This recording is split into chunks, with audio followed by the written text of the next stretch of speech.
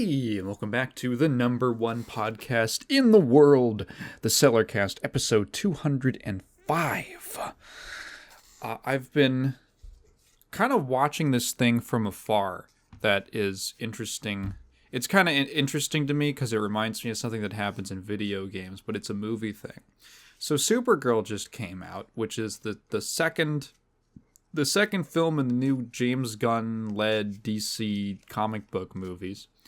And wasn't getting great reviews, which was a bit of a, I guess it's a bit of a bummer, just because I really enjoyed James Gunn's Superman, although this was, the Supergirl movie was not done by him. And I've been seeing a lot of, I've been seeing this sentiment keep happening. They're speaking very dramatically, and they're like, Supergirl, it's the end of superhero movies. And I just feel like that's a little, I don't know, I feel like that's a little silly. And sure, some of that's coming from people who are just trying to be really hyperbolic for attention to spur discourse. But there's also people who I think are more reasonable who are bringing that up, and I think it's a little silly. It's pretty clear to me that this is just. It's been a little over 10 years since the Avengers. Oh god, well it's been 12 years since. No, it's been 14 years since the Avengers came out. That was 2012. So, we're closing in on, and Iron Man was 2008. So we're like 15 plus years into this period. I would say Iron Man is probably where they figured out how to consistently do superhero movies. There's like the Sam Raimi Spider-Man movies, which are sort of outliers before that. But Iron Man was kind of where the idea of a modern superhero movie, comic book adaptation, really happened. I'm trying to come up with a better word for it, but that's where it really formed. And I think it's pretty clear that it's a format that's here to stay in one way or another. It might go up or down or in and out, and it kind of comes in waves. And it reminds me a lot of RPGs. I notice that every time an RPG gets popular, all these articles start coming out that are like, are RPGs back? We're bringing back RPGs. When in reality, RPGs have never really left. They're kind of a mainstay of the medium of video games. You might not be paying attention to some of the smaller ones that come out, but they're still coming out. It's just that they tend to take a while because of how much design you got to do, and they tend to have longer stories, and the common mechanics of RPGs lend them to having just a longer runtime in general. So a really big hit RPG only comes out every couple years. So that's when people remember that the genre exists who aren't typically exposed to it. Like, shooters are never out of the conversation in one way or another. There's always a shooter coming out. Some multiplayer thing or a single player thing. And some of the biggest genres, it helps that some of the biggest games of every year are like Call of Duties and Battlefields and things like that, which are able to get cranked out on a consistent basis, as opposed to, they're not making Baldur's Gate. They're not making Baldur's Gates with 5 different dev teams on 3-year, 4-year cycles, something like that, like they have with Call of Duty. So it's really just people not paying attention. Like Persona 5 comes out and it's like, RPGs are back. And then a few years pass, and then Baldur's Gate 3 comes out and RPGs are back. And then Expedition 33 comes out and it's like, RPGs are back? Like, these are coming out close enough to each other that I don't think they ever really left. I feel the same way about superhero movies. Not that they aren't like heavily saturated, but more so that I think, you know what I think the problem is? It's because they tend to be so heavily marketed. They're big, I hate the term tentpole movies, it sounds so corporate, but they're big tentpole movies for these studios. They require, you know, they're blockbusters. They err on the side of blockbusters, usually because of the amount of special effects involved. It's almost like kind of a self-fulfilling prophecy, because in order to do a lot of superhero concepts and stories accurately at all in live action, which they insist upon doing, they must all be live action, it requires a higher effects budget. And yes, some directors lean more into practical effects and all that, but there's certain things that you can only really do properly or in a good looking way with CG. A lot of studios insist on offloading a lot of the work to the CG artists. And because you're spending a lot of money on effects, you kind of need the movie to be more mainstream friendly and able to make its money back. The necessities of the production also require it to kind of be mainstream enough to make its money back. So they end up getting really heavily marketed, and the marketing makes it feel like it's important. It makes it feel like you should be caring about it for one reason or another. But then maybe it's not that good. And you're like, why should I care about this genre? And it's like, well, they want you to care about the genre so they can make their money back on the big production they spent on it. The big production costs. But you don't really have to. In fact, I think that recently, the movie industry has kind of gone through seems like it's gone through a creative, what's the opposite of a slump? A lift? I remember a few years ago, there was a lot of cynicism about, oh, everything's an adaptation, everything's a remake, or a reboot or something. And, I mean, you know, I go to the theater somewhat often, largely because of Kat. And I notice posters and I get trailers for original films all the time. Are all of them standouts? No, but the majority of things aren't standouts. It's survivorship bias. But we just had like two of the most successful popular movies of the last year were the fucking Backrooms and Obsession, which were relatively small budget movies from really young directors based on original the Backrooms thing's kind of half and half. It is technically based on an internet folklore thing, but to my understanding, the director started on YouTube making his own Backrooms like story videos, or making his own videos like horror shorts about the Backrooms, and kind of making it into his own thing. So I would say it's at least partially original, as it's his version of the Backrooms, which I think is kind of cool. My mom was interested in that movie. That was crazy. She was like, "Have you?" Because she loves horror movies, and she goes, "Have you heard of this movie called The Backrooms?" And I had one of those one of those Spielberg Zoom moments. I was like, "What did you say? What did you say?" Yeah, I think that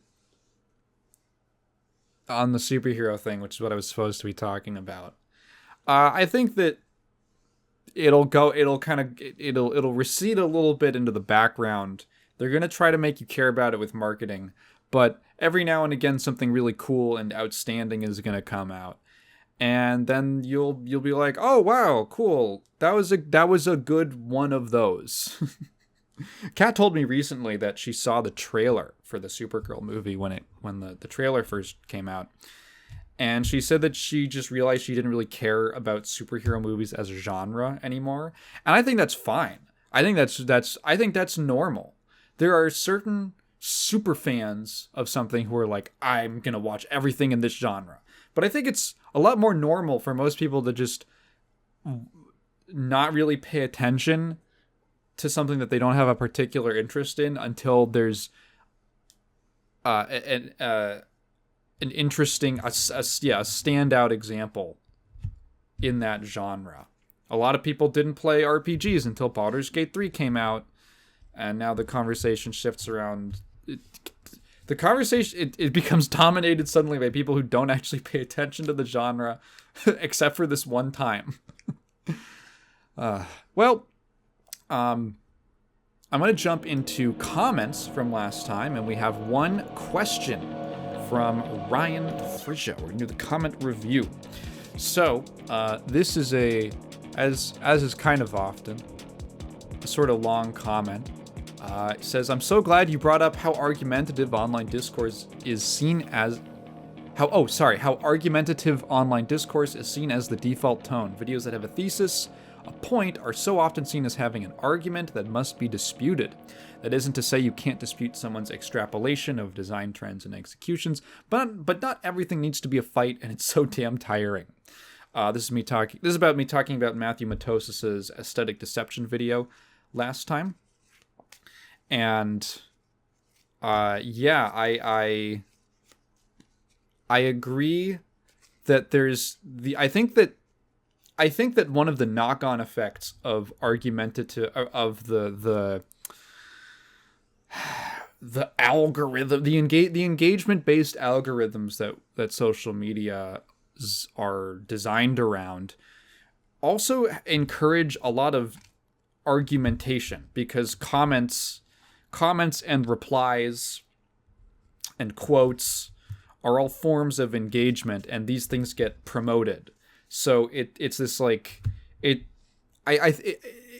compare it to, let's say, like a really early web 2.0 and like 1.0, where people are hosting their own websites and blogs, and there are comment sections, but for the most part it's like, I'm going here to read someone's opinion, and I'm going to talk about that or read about this person's whatever, and then I can talk about it.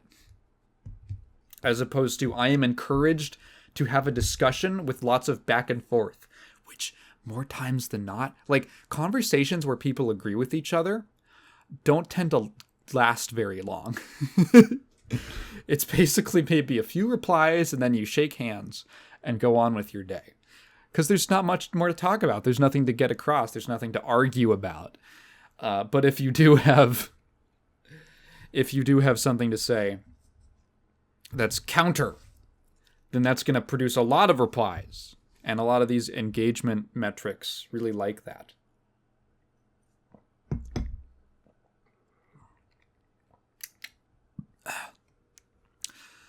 Also, leaves a very long paragraph about the Final Fantasy series that kind of culminates in the idea that the Final Fantasy brand name is kind of a shackle around certain games that are lesser in scope. I kind of agree with that. I think that they could I think that there is a process by which they could slowly acclimatize people to the idea that Final Fantasy can be a lot of different things and have a lot of different sizes and scopes and look many different ways. He brings up Bravely Default. He says Bravely Default was a big deal when it came out. I'm not sure if the Final Fantasy name would have helped it. There's a really interesting behavior I've seen in fans of a game where if it's a series, they will scrutinize. If it's in a series, they will scrutinize every detail and compare it to the past games in the series. Whereas if it is an independent brand, it's reminiscent to what came out prior. They will, which is reminiscent of what came out prior. They will provide more grace in such comparisons. That's, funny enough. I think that I have been. I think that I do this as well. I try to be pretty balanced as approaching things on the terms of trying to approach everything on its own terms, even if it is a sequel. But I do think that calling something, I think if something's a direct sequel, it's fair to at least compare it to the predecessor. And if I think that it does something less well, if it does something worse than the previous in the series, then I'm probably going to critique it for that. by the same token, I can compare two, and often I think people do compare completely unrelated games, at least in terms of franchise. And they'll say, why should I play this? Why I got that? I would actually say that I've seen that behavior become more and more prevalent over time. Another kind of disconcerting part of online discussion, I see it in games, but it probably exists in other things, is it's the inability to simply praise something as its own thing. You must also put something else down at the same time. This is like a really common thing that I see in gaming discussion. And I see it in a lot of communities that I try not to engage with, because it's sort of that like a negativity addiction thing that I see that I'm sort of scared of. I can't just say that I like this game. I also have to compare it in the same post to, look at this dumb bullshit. I don't know how common that is amongst the general population. I might just be seeing it might just be like a narrow slice. It might just be a narrow slice of loud, vocal minority sort of discourse. I think it's going to happen anyway, but I do agree that comparing something to something else in its own brand, it makes it more likely that it's going to happen if you include them in the same umbrella. Now on to the actual comment or question. Over, under, an accurately rated fighting game guest characters. Single game crossovers only, no total series crossovers or crossover games. Yeah, so as soon as I was like, okay, well, you can't do King of Fighters. It's technically a crossover game, but that one doesn't really count. Something that I realized about myself when thinking about this question is that I am not usually a big crossover guy. At least when it comes to games. I love it when, like, Godzilla does it. But in games, I can't remember the last time I got really hyped for a crossover fighting game character. There were ones I thought were cool or interesting, but I was never like, oh boy, this is gonna make me buy the game, or buy the pass, or something or other. And it might just be because there hasn't been one that's really hit me in the gut in a way that's like, oh, but I love that thing. Even like, I don't know, 2B in Soul Calibur or GranBlue, which I love Nier Automata. That's a great game. It didn't make me necessarily want to play those games. I just thought, oh, that's cool, 2B's in the game. So I have relatively... I think I have relatively, like, tepid opinions of crossover characters in the first place. Oh, fuck. I put a Brawl character on here. Ooh. That I could talk about that one. You know, I think it's a little worth it. I'll come up with a different one. I'll come up with a different one as a substitute. Because he said no crossover games. So for the accurately rated one, initially here, I put Snake in Brawl. Specifically because I think that Snake in Brawl kind of blew the doors open on what was possible in that series. And the mere existence of him, like, okay, Brawl had two outside of Nintendo crossover characters, being Snake and Sonic.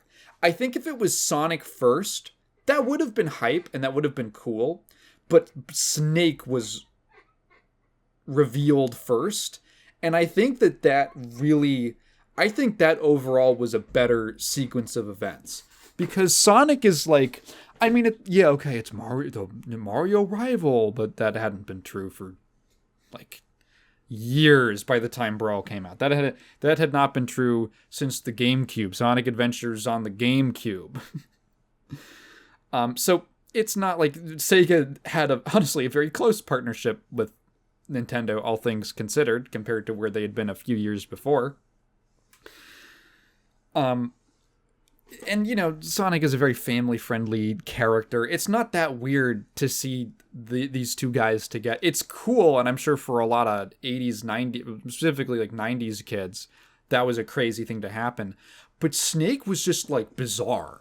Snake is just an unexpected, like, he's from a series, like an M-rated series about like global paramilitary conspiracy philosophy, like all this crazy shit. You would the Venn diagram of like Nintendo nerds to Metal Gear nerds might not actually be that separate, but like you would never associate them with each other. You would never associate them with each other.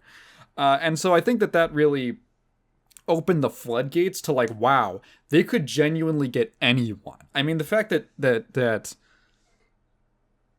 most Metal Gear games are rated M, I want to say they all are, is reason enough to just be shocked. Like, does that change the rating of this game? I'm pretty sure that Snake's inclusion might have single-handedly increased the rating to T.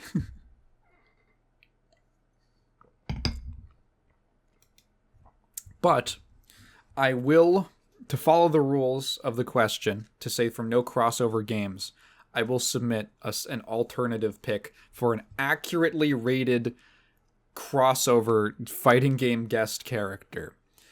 And that would be Yoda in Soul Calibur 3. I think a lot of people went, what? When that happened? And then they played against him and went, what? This sucks. Contrary to popular belief, Yoda was not banned from Soul Calibur tournaments because he was too small to be hit. No, it's actually just because he was console exclusive. I get so much glee. I got to explain to someone the Soul Calibur. It was 3, right? Or was it 4? Hang on. Soul Calibur Yoda. Nope, Soul Calibur 4. Whoops. To explain to someone the divvying up of guest characters in Soul Calibur 4, Yoda was on the Xbox because he's green, and the Xbox is green. And Darth Vader was on the PlayStation because he's black, and the PlayStation 3 was black. And Starkiller was on the Wii because Force Unleashed was on the Wii. It's so like, if it was up to me to split it up, that's probably how I'd do it too, but the reasoning is just so dumb. The reasoning is so stupid. I think Yoda specifically as just a wacky, weird guest character, because Darth Vader makes sense from both a popularity and a gameplay standpoint. He's just a humanoid guy with a laser sword and some force powers. Yoda is like, how would you make Yoda work in a fighting game? And it turns out very obnoxiously. So I think that the general reaction to Yoda in that game is also what I feel towards Yoda. For an overrated pick, I am going to actually go with Freddy Krueger in MK9. Not necessarily because the character itself is a poor fit for Mortal Kombat, but because they blew the load way too early. And I actually think that it screws up MKX. So first of all, in MK9, his moveset is actually kind of lame. He's a zoner, and he like throws spiky gloves at you and makes green drip from the ceiling. And he's just not like a very interesting character compared to, I think, the potential of like Freddy Krueger does so much bonkers shit in the Nightmare on Elm Street movies. He does so much crazy stuff. There's so much room for wacky animations and references and things that you see in later Mortal Kombat games with all the different moves and references that they managed to fit in as part of the character's kit. And Freddy Krueger just feels like a relic from an older, kind of less matured, less fleshed out design style for their guest characters. He feels a little bit lazy and plain in terms of just like the creativity aspect. Now compared to the next game, MKX, which had 4 guest characters, which are awesome. It might be one of the best, honestly, like one of the coolest guest character lineups. And I say that I don't like MKX as a game, but man, they knocked it out of the park with those guests. The alien, the xenomorph, versus the Predator from Predator, and then Jason Voorhees from Friday the 13th versus Leatherface from Texas Chainsaw Massacre. Oh, okay. Like it was so close. It was so close to being perfect. It was so close to getting Alien versus Predator and Freddy versus Jason in one game, which would have legitimately been awesome. But they already did Freddy Krueger in the previous game, and I could get the reasoning for not wanting to do the same guest twice in a row, or they've never repeated a guest in general. So, like Leatherface is fine, but you can kind of tell from his moveset, he's very... They were trying to come up with variations for him, and he's just guy with chainsaw. And literally one of them is this fucking weird zoner variation where he just throws chainsaws at you and just keeps producing them. And I'm just thinking, man, imagine Freddy Krueger with the variation system where you actually got to represent all these different parts of the Nightmare on Elm Street series. That would have been cool. But no, it's Leatherface, who has, like, fine, like, he's cool, I guess. He just feels like the odd one out. So I think that Freddy Krueger in MK9 I think that at the time it was really cool, but in the long run, a lot of the I would have rather put Leatherface in MK9 and just have him have a single, more unified representative moveset, because I don't think he really... I don't think he fits well into a game where they have to come up with 3 different gameplay identities for guy who runs at people with a chainsaw. I think you can come up with one really good move set for that guy. And then for an underrated one, I gotta go with Fred Durst in the Fight Club video game. I don't know how many people are aware of this, but in the PS2 Xbox Fight Club game, if you beat the whole story mode, you unlock Fred Durst, frontman of Limp Bizkit, as a playable fighter.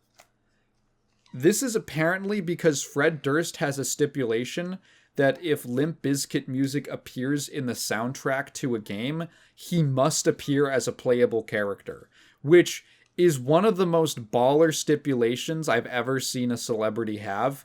And if I was that famous, I would do the same thing. If you want to use my music, you got to put me in the game somewhere. It's such an incredible... Also, apparently, he's a huge fan of Fight Club. I was looking up the backstory to this, and I didn't realize there's a Limp Bizkit song where he says, I watched Fight Club 28 times.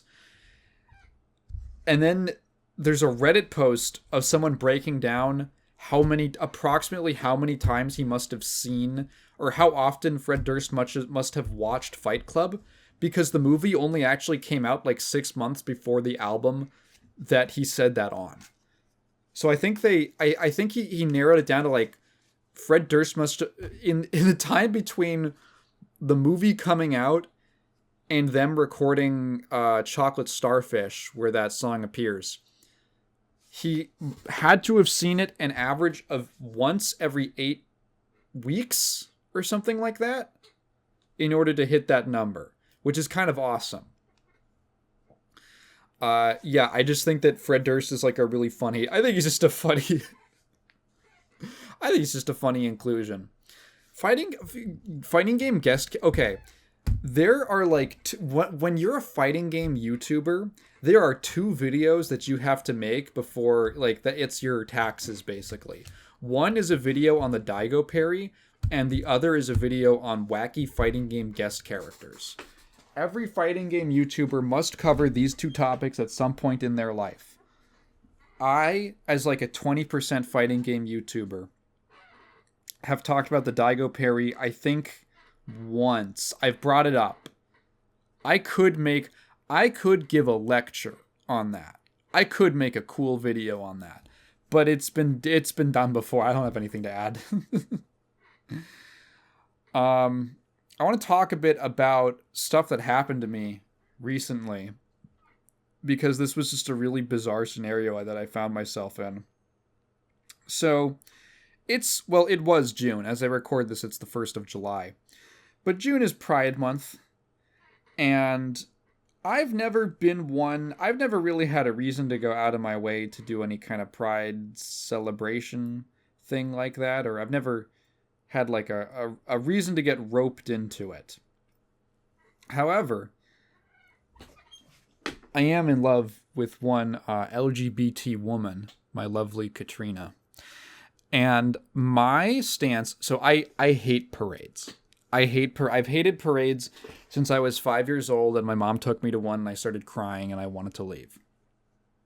No, I must have been younger. I must have been like 2 or 3 or something.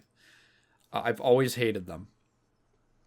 I don't like being at them. They're loud and noisy, and I think that they're boring. And I'm just not a fan. I would rather do anything else. But if she wanted to go to one, if she wanted to go to a pride parade, I would go with her to support her because I love her. And I am proud of her. She's very cool. She's a very cool girl. Now, thankfully, Katrina is also not very interested in going to pride parades. And some gay person's going to be like, it's not a parade. It's a march. I think it's a June. Also, anything that is sponsored by a bank does not get to be called a march. I'm gonna revoke that privilege from you. You don't get to be the JP Morgan Pride March. Kat was not interested in going to a parade this year in San Francisco because, we live within spitting distance of SF. And, they take pride kind of seriously over there. It's a Super Bowl for them. But she had a friend who invited her to some kind of pride after party. And she asked me if I wanted to go. And being supportive, I said, yeah, I'll go with you. Now, we didn't know too much about it. We knew the location and the date. The one thing, I had to RSVP, and that's where, maybe the first thing that's sign that something was a little strange should have popped up. Which is that, according to the RSVP, the party started at 11 a.m.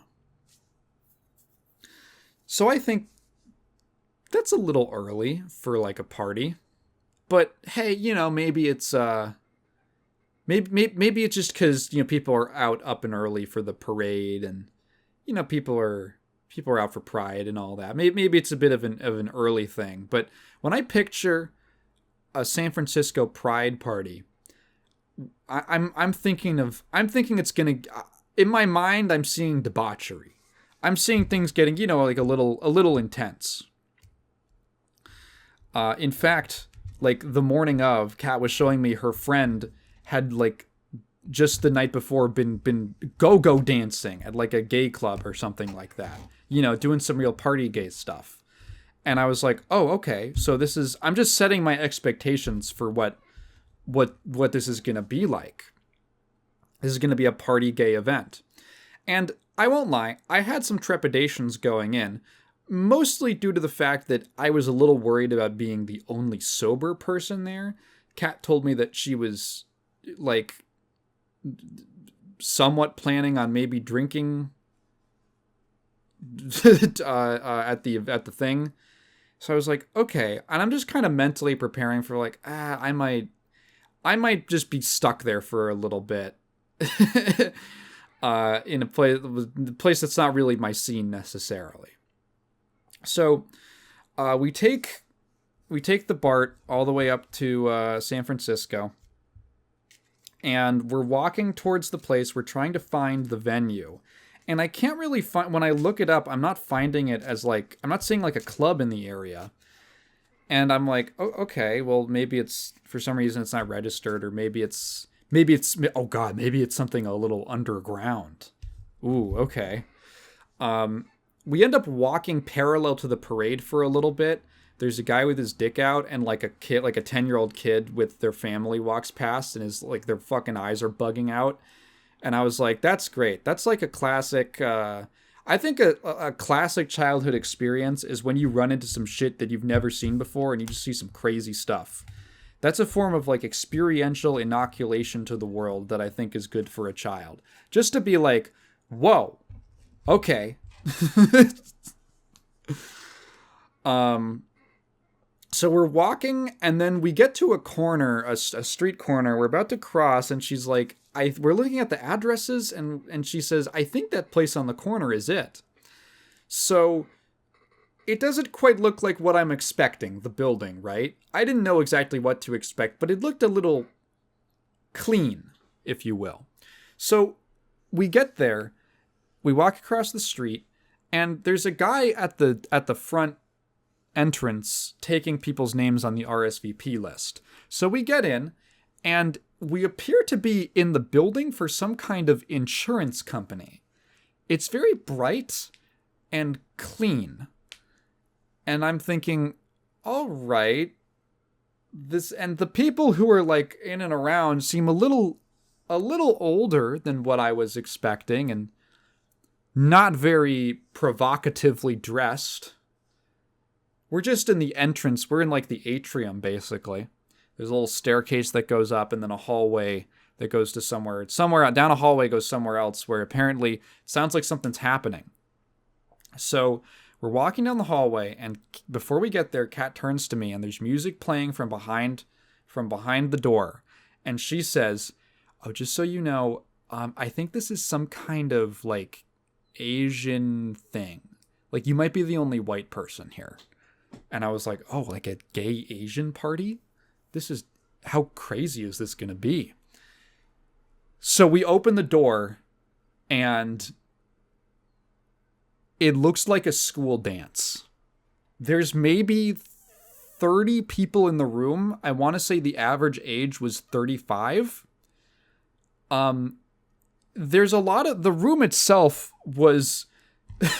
There's a lot of these places in San Francisco that have kind of like loading zones, like indoor loading zones with a garage door to the street that is open. It's not like a solid door. It's almost like a grate that lifts up. It's that kind of a big garage. Okay. We look at each other and we're like, what is... There's like tables set up with polyester tablecloths, and there's like catering food on the side. We look at each other and we're like, we take a step in. The DJ is a 50-year-old woman. The moment we walk in, she starts playing a club remix of the Arthur and Friends theme. And all of the millennials who grew up in the 90s pop off because that was a song for the youngins in the crowd. There's a guy grilling in the corner, and the smoke alarm keeps going off.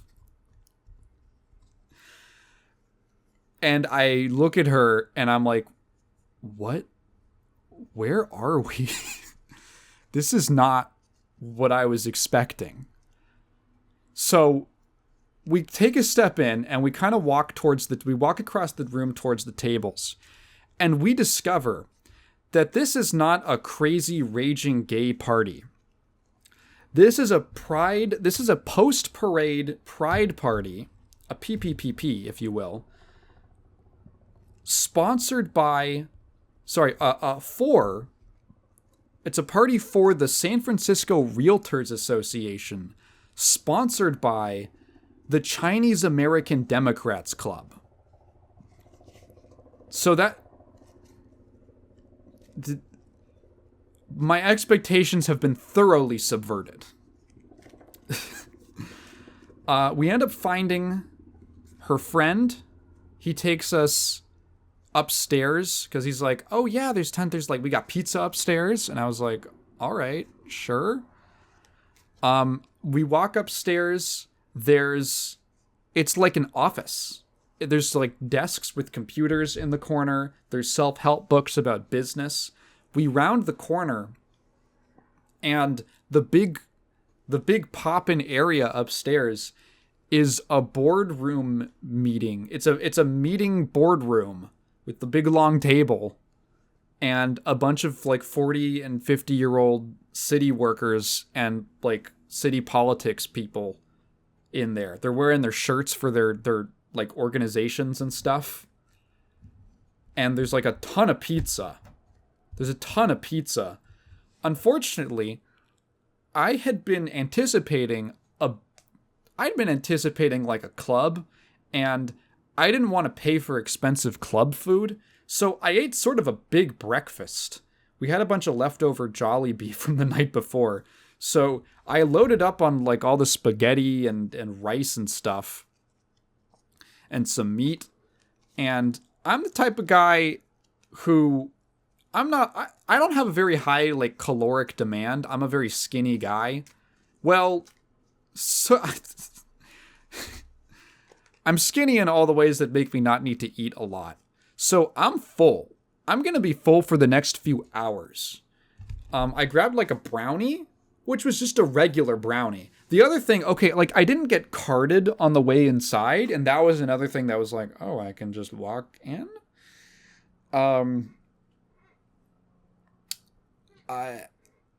So I didn't like, I wasn't even hungry enough to eat any of the food. It was super surreal. At one point, so like, again, a bunch of people from local like governance were in there. At one point, like some lady walks in and someone introduces her and everyone claps, and her friend is like, Kat's friend is like, oh, that's the city DA. That's the district attorney. And I was like, what the fuck is going on here? And you know what? I think that many people would fold in this situation, but I'm a little tougher than that. I was so prepared for one thing, and this was so opposite of what I was expecting, that I actually I found it kind of funny. I started laughing to myself. I was just laughing for a little bit because of how ridiculous it felt, which I think in any other scenario, this would have been a terribly pedestrian thing. This is not a party gay party. This is a business gay party. Pull the rug out from under you. And then after that, I just kind of chilled out, and I soaked in the professional ambiance. And had a pretty decent time. Kat did not get drunk. She got, they had, cocktails there. This was not the type of... People are not getting crunk at this place. At this event. She, yeah, it just... Okay, I would describe it as being... It's kind of Europe. It was a European experience.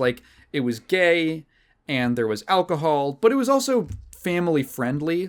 There was a kid there, and, also a guy wearing a shirt that says, "Fuck me like the whore I am." Keep it classy, San Francisco. Yeah, it was an interesting experience. In the lead up to going there, in the morning of, it's summertime, and that means that I'm mandated to dress like a little boy. I just wear shorts and a t-shirt all the time. And Kat was like, okay, so there's a big gulf between us, because Kat is also cosplaying Ramona Flowers, while we're here. And I'm just wearing like a shorts and a t-shirt. And as we were getting ready to go, she was like, "Where's your fit? Where's your pride fit?" And I was like, "What do you mean pride fit?" And she's like, just to look a little gay." And I was like, "Do you think I need to look more gay than I already do? I got misgendered at the ice cream store the other day." Oh, this is a different thing. Okay, I was on the way to go get tickets to the Bleach 1,000 Year Blood War Core 4 episodes 1 through 3 screening at my local theater. And I've been, again, it's hot outside. I'm walking downtown, and I've been a bit of a milkshake monster as of recent. I'm doing things to milkshakes that the American government has to strike from the history books because it would make too many kids defect to Cuba if they found out. I've been fucking these things up. And I was like, ooh, I'd like to get a little milkshake on the way over to get these tickets. Which, the screening was the next day. I just wanted to make sure that I could get some seats. And I was walking downtown anyway. So I stopped by this one, it's kind of pretty small, I wouldn't say quite hole in the wall, but it was a small ice cream place that also did shakes. There's about 3 people in this shop. There's a young man who looks really distracted and busy. It was not busy when I was there. I was the only person in the shop the entire time I was there. But maybe it was just a busy day in general. He seems kind of distracted. There is a 40, 50 something looking year old woman there who I believe was the manager, and then her 8-year-old son, which is why I think he was there, because he's the manager's son. And they're all just doing stuff, doing busy work around the restaurant. Is an ice cream place a restaurant? I guess it is. Let's call it that. Around the shop. When I walk in, I order a milkshake. The guy is making it. The kid is just like, he's just being like a little kid. He's just like freaking out all over the place and making noises and jumping around and doing like normal hyperactive little kid stuff, which I don't mind. I'm chill. I'm relaxed. How can I be bent out of shape when I'm getting a milkshake? I just feel stupid. He fills up the cup with my drink, and it ends up filling like decently well over the rim of the cup, which is fine because it's like a thick milkshake thing, so it's not like flooding or anything like that. But obviously he's gonna need to get one of the larger, taller lids, like a dome lid. He starts looking for something and he can't find it. Eventually he asks the manager for where the dome lids are, and they search for about 2 minutes. I'm just waiting here. The kid is running around doing his thing behind the counter. I should also mention that the back of house was basically completely open. It was almost a completely open kitchen. It's not even really a kitchen. It's just, it's an ice cream place. It's just all the supplies and like a freezer and stuff. And everything is like fully visible. It's not very large. Everyone can see everyone in the establishment. And also hear everyone, because I ordered with this voice. I'm just setting things up, right? I'm setting the picture for what everything looks like. Eventually, like, they have a discussion just out of sight. And I hear the manager say, "Just get her one of the flat lids. She'll be fine. Just get her one of the flat lids and she'll drink out of that." And I'm like, is she talking about me? I think she's talking. I think she thinks I'm a woman. So he gets one of the flat lids, tries to press it on, and in the process, a bunch of milkshake goes like squeezing out of the top and like flooding the lid and everything. And I just see him do that. And he brings it over to me and gives me the straw, and he's like, "Sorry about that." And at that, I say, "Oh, that's fine. It's cool." At that exact moment, the little kid pops up with a bag in his hand and says, "Look what I found!" And it's the bag with all of the dome lids. I didn't tip because they misgendered me. And also, that ice cream was that milkshake was not mixed very well. There was like just like a big. It was very milky, and then it was really ice creamy. There was a big clump of ice cream at the bottom. So I'm probably not going to go back there for a shake anytime soon.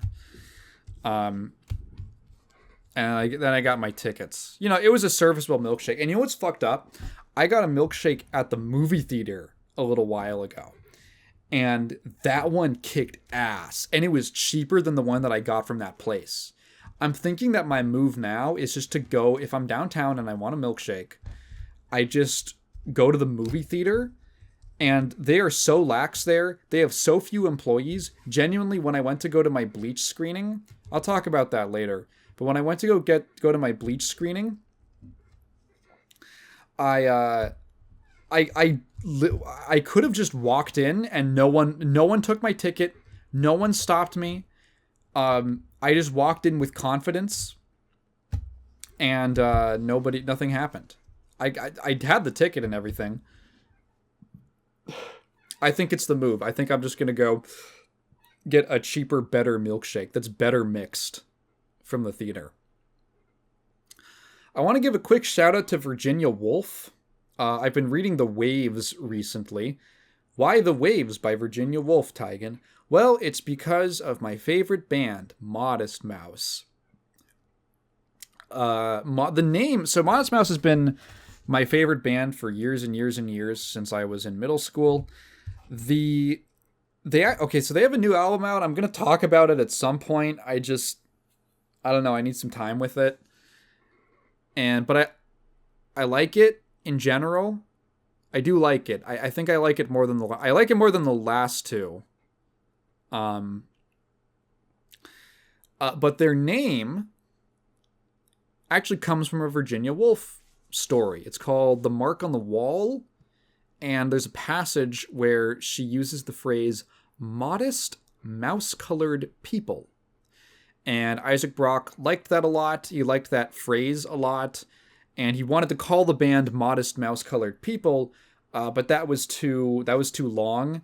So if he'd come up during like the real like deep third, fourth wave emo, where bands just have like crazy ass like I've been listening to a song recently. It's called Memory. Sometimes Memory Fails Me Sometimes, and it's from a band called Everybody Talked About You. You could have done Modest Mouse Colored People, Isaac. He was just too scared, so he shortened it to Modest Mouse. And I've always had that factoid in my mind, but I never had to read Virginia Woolf for school. And I don't know, I wasn't that into reading a ton of classic literature. So she always escaped my exact grasp. But I was at the library the other day, and I was thinking about it, and I saw they had a Virginia Woolf section, and I thought, you know what, let me just check out what they've got. And they had a couple of her books. I grabbed The Waves, because it sounded interesting from the back of the cover, or the back of the book. I've been reading it. I'm a decent ways into it, and I really like it. The Waves I can understand why I never had to read it for school. Let me know if you ever had to read any of her stuff, any of Virginia Woolf's work for like a school assignment, and when, like what level. Because I think it's something that you would probably encounter in college if you're taking like a literature course. Because I can easily see you I can picture handing a teenager this book and them just getting super pissed off and hating it and not getting it. Because it is not written in any way that is... Once you understand what it's doing something very different... But once you understand that, you're really locked in. But if you're just not open to different kinds of approaches to writing in general, or telling storytelling, I can see someone being very resistant to it and getting kind of like, I don't get it. I hate this. So The Waves is ostensibly the story of these 6 different characters who all grow up together and then like split off and come back together. And it takes tracks the course of their lives as these different events happen to them. And there are more and less important things and all that. It's more about the way that it's told that is so compelling. Everything in the waves is dialogue, and all of the dialogue is metaphor. That's the best way I can describe it. Maybe not exactly all of it. There are moments of describing things in a literal sense, but it's always couched in metaphorical language that's very heavy on symbolism. I'll read you a passage that I really like. I think from early in the book. Let's see if I can find it. That I really enjoyed. Which was also very very pertinent to me because I went to my brother's graduation recently. He graduated sort of from college. I talked about this on the last episode. And I was reading this book while we were on the ride over. And there's this very relevant passage. I'll find it. So forgive me, this might be a few minutes, but I really want to read this part. I like it a lot. It's basically the characters are at their graduation from their private or boarding school. "This is the final ceremony," said Bernard. "This is the last of all our ceremonies. We are overcome by strange feelings. The guard holding his flag is about to blow his whistle. The train breathing steam in another moment is about to start. One wants to say something, to feel something absolutely appropriate to the occasion. One's mind is primed, one's lips are pursed, and then a bee drifts in and hums around the flowers of the bouquet, which Lady Hampton, the wife of the general, keeps smelling to show her appreciation of the compliment. If the bee were to sting her nose, we are all deeply moved, yet irreverent, yet penitent, yet anxious to get it over, yet reluctant to part. The bee distracts us. Its casual flight seems to deride our intensity. Humming vaguely, skimming widely, it is settled now on the carnation. Many of us will not meet again. We shall not enjoy certain pleasures again, when we are free to go to bed or to sit up, when I need no longer smuggle in bits of candle ends and immoral literature. The bee now hums around the head of the great doctor, Larpent, Jean, Archie, Percival, Baker, and Smith. I have liked them enormously. I have known one mad boy only. I have hated one mean boy only. I enjoy in retrospect my terribly awkward breakfasts at the headmaster's table with toast and marmalade. He alone does not notice the bee. If it were to settle on his nose, he would flick it off with one magnificent gesture. Now he has made his joke. Now his voice has almost broken, but not quite. Now we are dismissed, Lewis, Neville, and I, forever. We take our highly polished books, scholastically inscribed in a little crabbed hand. We rise, we disperse. The pressure is removed. The bee has become an insignificant, a disregarded insect, flown through the open window into obscurity. Tomorrow we go. Dude, isn't that awesome? Isn't that fucking awesome? The best way that I can describe the waves when I say that it's all essentially, you never get literal descriptions. You never get a description of anything that's happening outside of a character's perspective, and specifically from their emotional perspective.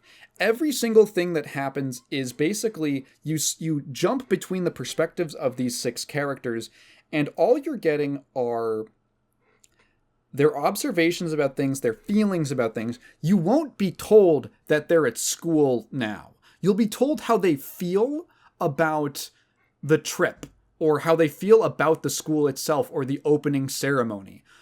It is challenging to read in the sense that it operates entirely on the emotional level. I would almost compare it closer to something like instrumental music or something like that.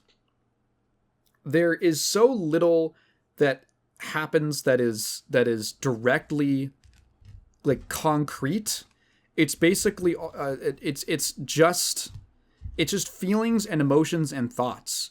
And what's so cool is that in order to communicate this stuff, Wolf relies on really intense, vivid imagery and symbolism. It actually makes the Modest Mouse connection really obvious now in hindsight that Isaac Brock was at least somewhat a fan of hers, because I've always found that their use of symbolism and metaphor was one of the most interesting parts of their lyrics. There's so many Modest Mouse lines that I hear and I just think, man, I've never heard anyone describe this thing like that. And there's like a passage in The Waves, like really early on, where this is one of the first ones that really hit me, where one of the characters has a crush on another boy, and she finds out that another girl kissed him. She's upset. This other boy that's a friend of theirs comforts her, and there's this line about how they embrace each other, and they become like mist with no substantial territory between them. That when two people embrace, they all of the barriers between them, they kind of become one thing, and it's likened to a cloud of fog, and that was just really beautiful and cool and evocative, and the whole book is stuff like that. This is it reminds me of when we watched the Before trilogy, before Sunrise, Sunset, and Midnight, where I described those movies as a huge flex, because you are, as a director, the whole movie has nothing else to fall back on besides the strength of the performances and the dialogue. So as a writer and an actor, you are carrying the whole thing. There's nothing else that is going to prop it up. If anything lapses for even a second, it's going to destroy the whole illusion. And that's why it's so impressive that those movies are so great. The Waves is very much a writing flex on Wolf's part. It's basically, how many interesting, novel, beautiful, evocative ways can she come up with to describe the world around her? And how do you characterize somebody less through actions and more through emotions? So there's bits of imagery that they reference constantly that slowly change and evolve. Like, one character has this tendency to kind of bottle up her feelings, and whenever she does that, whenever she feels so angry or upset or despairing, the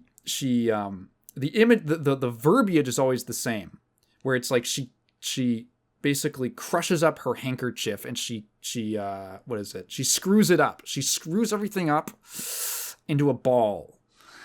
There's another character who is kind of beset by something, just this kind of, I kind of read him as having this anxiety for something he can't really put his finger on. That's kind of how I understand him. He has this kind of he's sort of timid, but he has this fear of something out in the world. He kind of latches on to things like authority figures, whereas other characters totally reject them. And there's this imagery that keeps coming up. It's in like the first page or two of this beast stamping its hoof on the beach. And the book is called The Waves because I think they all grew up near the coast. And so the coast and the coastal imagery is really strong, and it's this kind of central point that she goes back to. Every like chapter, I guess you'd call it, begins with a description of a basically, I guess, a landscape establishing. I call it a shot, but it's a segment, a paragraph or two about what the waves look like and what the beach is like. And there's this something oh god, there's just so much cool stuff. There's so much cool stuff and really, really specific childhood experiences or like adult experiences. Things where like you see something, you get exposed to something that's kind of dark and real, and it sticks with you, and you can't really explain why, and you don't really understand it, and you just kind of move on. And there'll just be a paragraph about that that's an aside. Just, hey, one of these characters heard about like a murder that happened in their community. And that it just sticks with them in one way or another. Is it important? I don't know. Does it come back? I don't know. But it just like, it becomes a part of them. And you're seeing everything purely through their emotions. Just through their emotions and how they feel about things. Really, really cool book. I'd recommend it a lot. It's also not terribly long. It's not terribly long. And it's kind of breezy. Once you understand what's going on, it's pretty breezy, and it's just kind of a really nice, at least on a purely surface level, like just the aesthetic experience of the book is awesome. Her just like how she could have described this thing next it's a real treat. I want to get and talk about some news. About an hour in, talk about some news. So PlayStation announced that they are ending physical disc production in January of 2028. This makes a lot of sense. Apparently their revenue from physical sales was like 15% in the last year. It made up 15% of their revenue. So it's not a big part of their market, and the industry has been trending this way for a while. I do use a lot of digital platforms, so I can't necessarily be surprised. But I think that the message that I get from this is actually that piracy is more important than ever. Because physical libraries of games are probably not going to be a thing going forward. It's going to be like progressively a less and less common thing. People with big shelves of collections and stuff like that. It's going to move all digital. And in a way, I think that's a bit of a shame. There is something nice about having a physical object to center around, I guess, to kind of center around your emotions of something. Does that make sense? Like in a sentimental way. I'm not a particularly sentimental guy, but there is something to be said about having a physical disc and saying, this is mine, and I can look at it, and it has data on it. So in a sentimental way, it's a little sad that in the future, given enough time, there really won't be there will not be that people will not be having physical libraries of their PS6 games. They're not going to be collecting them. But in terms of sheer software preservation, it means that the role of like cracking and preserving and storing these things is going to become even more important. Like, you can still get a physical copy of like Panzer Dragoon Saga or something, or some other super rare game. You will not be able to get a PlayStation game released in 5 years on a physical copy. And if it gets delisted, like PT for instance, shit out of luck. So, and publishers are not interested in preserving their games. Games are going to be in an interesting spot where a lot of them are not going to, like, film and television for the longest time at least had physical releases. And I think even now, like, every single movie that comes out ever gets pirated in some way, but the same is not true for games. Games are a little easier, it feels like games are a little easier to lose because the archival efforts are not as, I would say, instantaneous as a lot of other mediums are. So that's mainly what I get out of this. Not terribly surprising. but it does incur a kind of responsibility on the player base that the actual corporations that own these things are not going to take on. Next thing, more console news. Xbox is considering closing Ninja Theory. Now, this came out at a really shocking time. This was shocking because this was announced about a week after the Xbox Game Showcase, to which many people's response was, didn't Ninja Theory announce a new Senua game at that showcase? And now you're going to close them down? What do you mean? Obviously, this was not made... The decision was not made like the day before. It was something they'd been planning for a while. You don't just casually decide to close a studio like that, you know, with 3 days of 3 days before you even make the announcement. And that's because the trailer for Senua was not necessarily meant to showcase the game to players, to potential buyers. It was also meant to showcase the studio to potential buyers, which means that the Xbox Showcase is now a yard sale. Any studio on there that has a game that does not have a release date could be up for sale. Who knows? And there's even more on the chopping block. Just today, there was a story that Xbox was considering closing Arcane, which would fucking kill me. Would just fucking kill me. They already closed Arcane Austin. And now they still have the Arcane Lyon branch in France. And they're considering closing that as well. This is all part of Asha Sharma, the new CEO of Xbox. Her plan to the Great Reset, as she has called it, which is a very nice way of saying she's basically the Grim Reaper. Asha Sharma is here not necessarily to invigorate the Xbox brand and bring it back. She's not a brave new leader like even Phil Spencer was. She's really like the repo man or woman. She is at Xbox to clean up the massive mess that they have been accruing for over 10 years now. And that is going to involve just cutting off a lot of things to minimize losses. They're just trying to minimize losses. It's difficult not to let cynicism creep in when good games like, what were the other ones?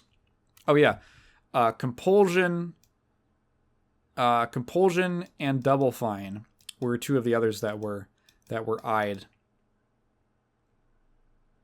And Undead Labs. So Undead Labs is State of Decay. Compulsion did South of Midnight. Double Fine is Double Fine.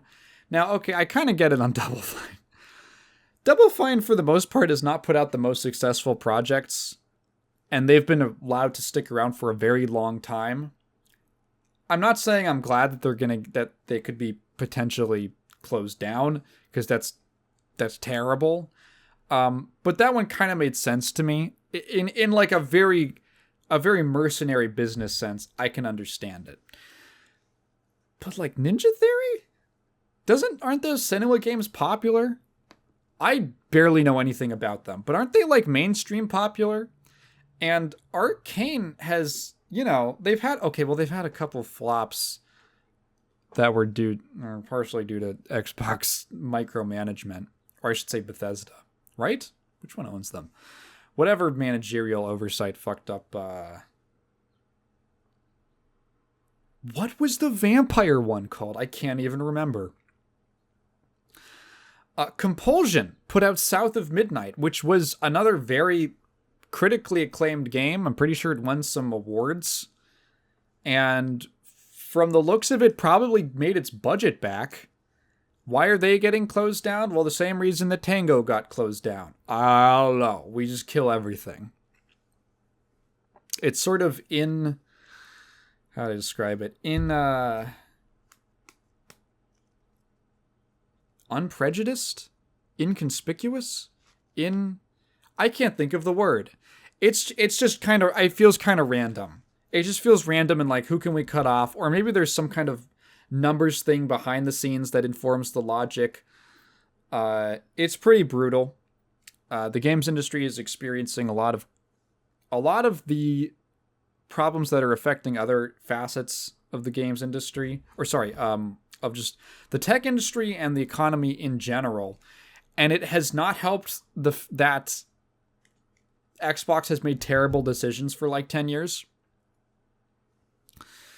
So I can't really say too much about this besides I hope that doesn't happen, or that they at least find a new publisher, because it would suck to lose all this stuff. There is a rock and a hard place that I think is potentially coming for the games industry. That will only really show its effects in like 10 years or so, minimum. And that is the brain drain.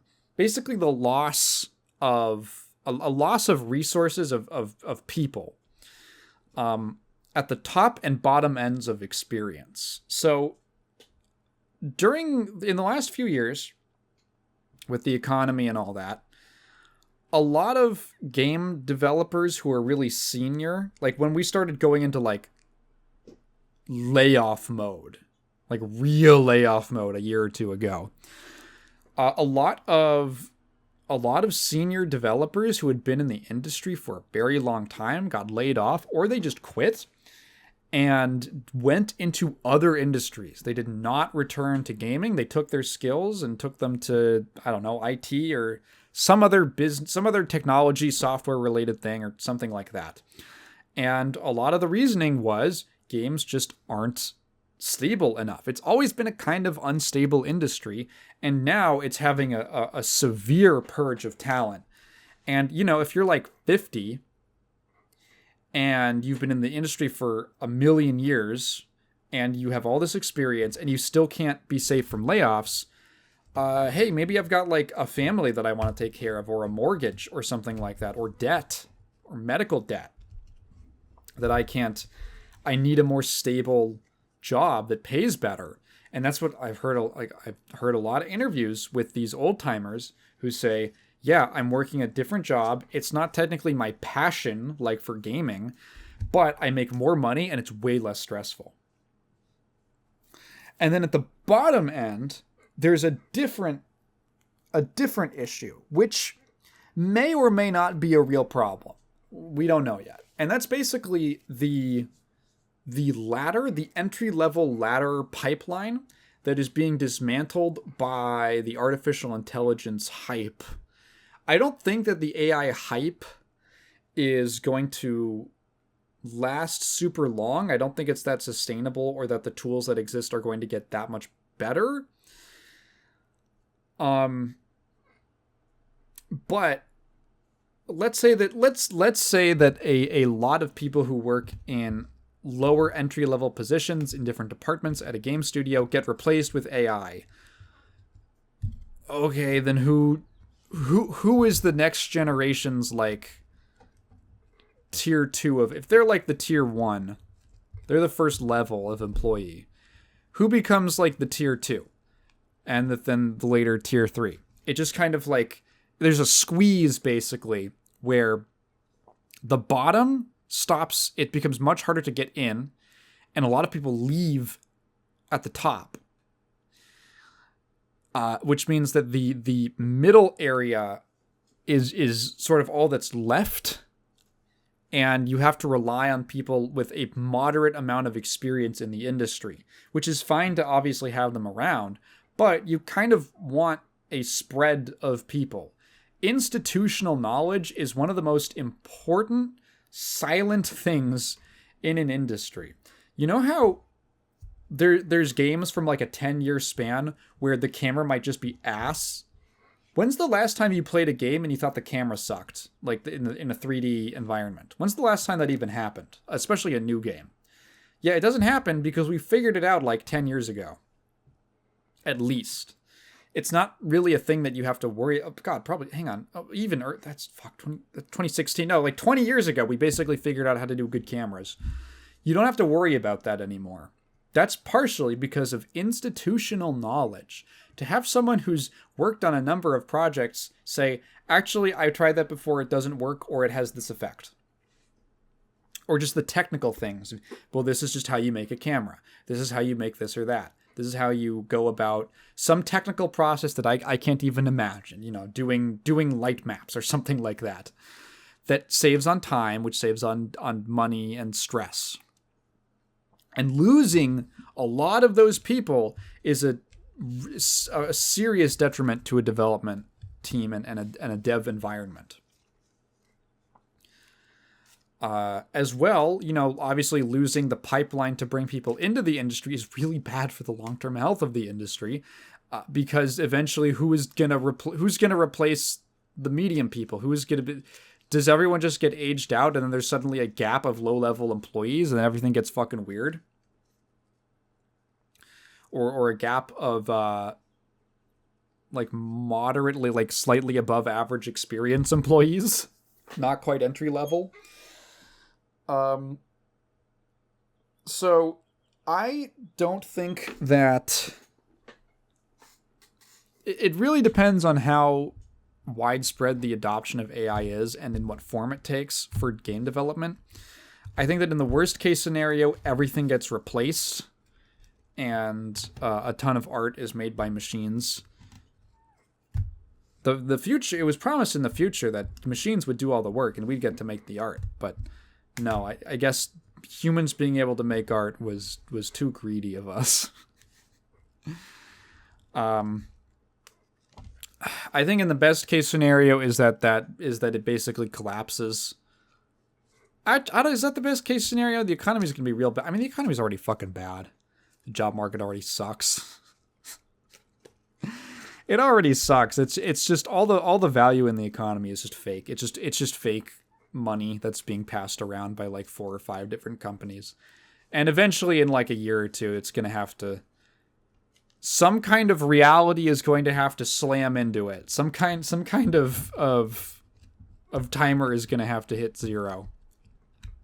And someone needs to be responsible for that. So yeah, industry's a little rough right now. It's going through some rough times. You know what other industry is going through some rough times? The gacha games industry.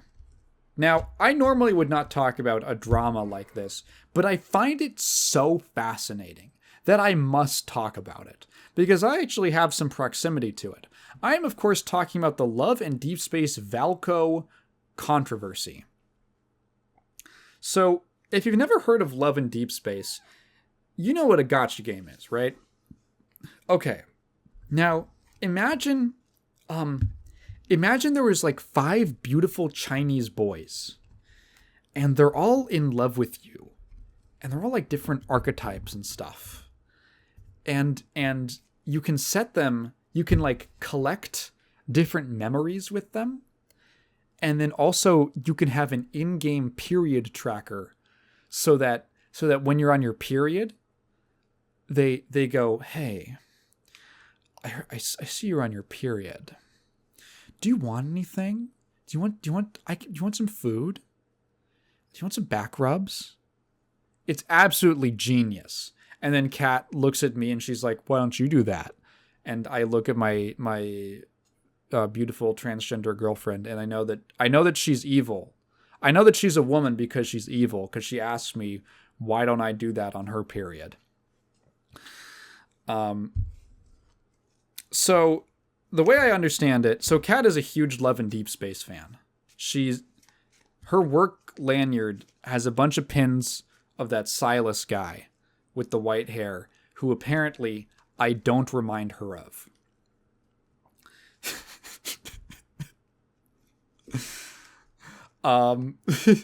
Okay, side note. I've seen, there's all this stuff about women, you're so sexualized in gacha games. Dude, look up a Love and Deep Space thing. Those straight women are no better. They are no better. She's showing me like, so the whole deal with this game, as I understand it, is that the main character is this girl, and all of the love interest guys are people that she knows from like different timelines or alternate universes or past lives or something like that. And the gacha system is not like pulling new characters. You are pulling basically cutscenes and I think alternate costumes and stuff for the guys. And all of the cutscenes are memories of these previous lives of different incarnations and basically a bunch of alternate universe stuff. What if this guy was a handsome knight in shining armor when he picked you up in a princess? it's it's like that. There's one I can't. Kat was like losing her shit because her favorite guy Silas got one where for some reason in this memory the main character is transformed into a cat and runs around his apartment and he picks you up. It's all POV and he picks you up and he goes, you've been a very bad kitty. And then she like jumps down his shirt and like rubs his chest with her little kitty paws and stuff like that. And I was like, this feels more shameless than like when the male Gooner Gacha game puts like a girl with like no clothes in, who's all like sweaty and dripping and stuff. This feels in some way like more like lewd. This feels more vulgar to me for some reason. So there's 5 love interests.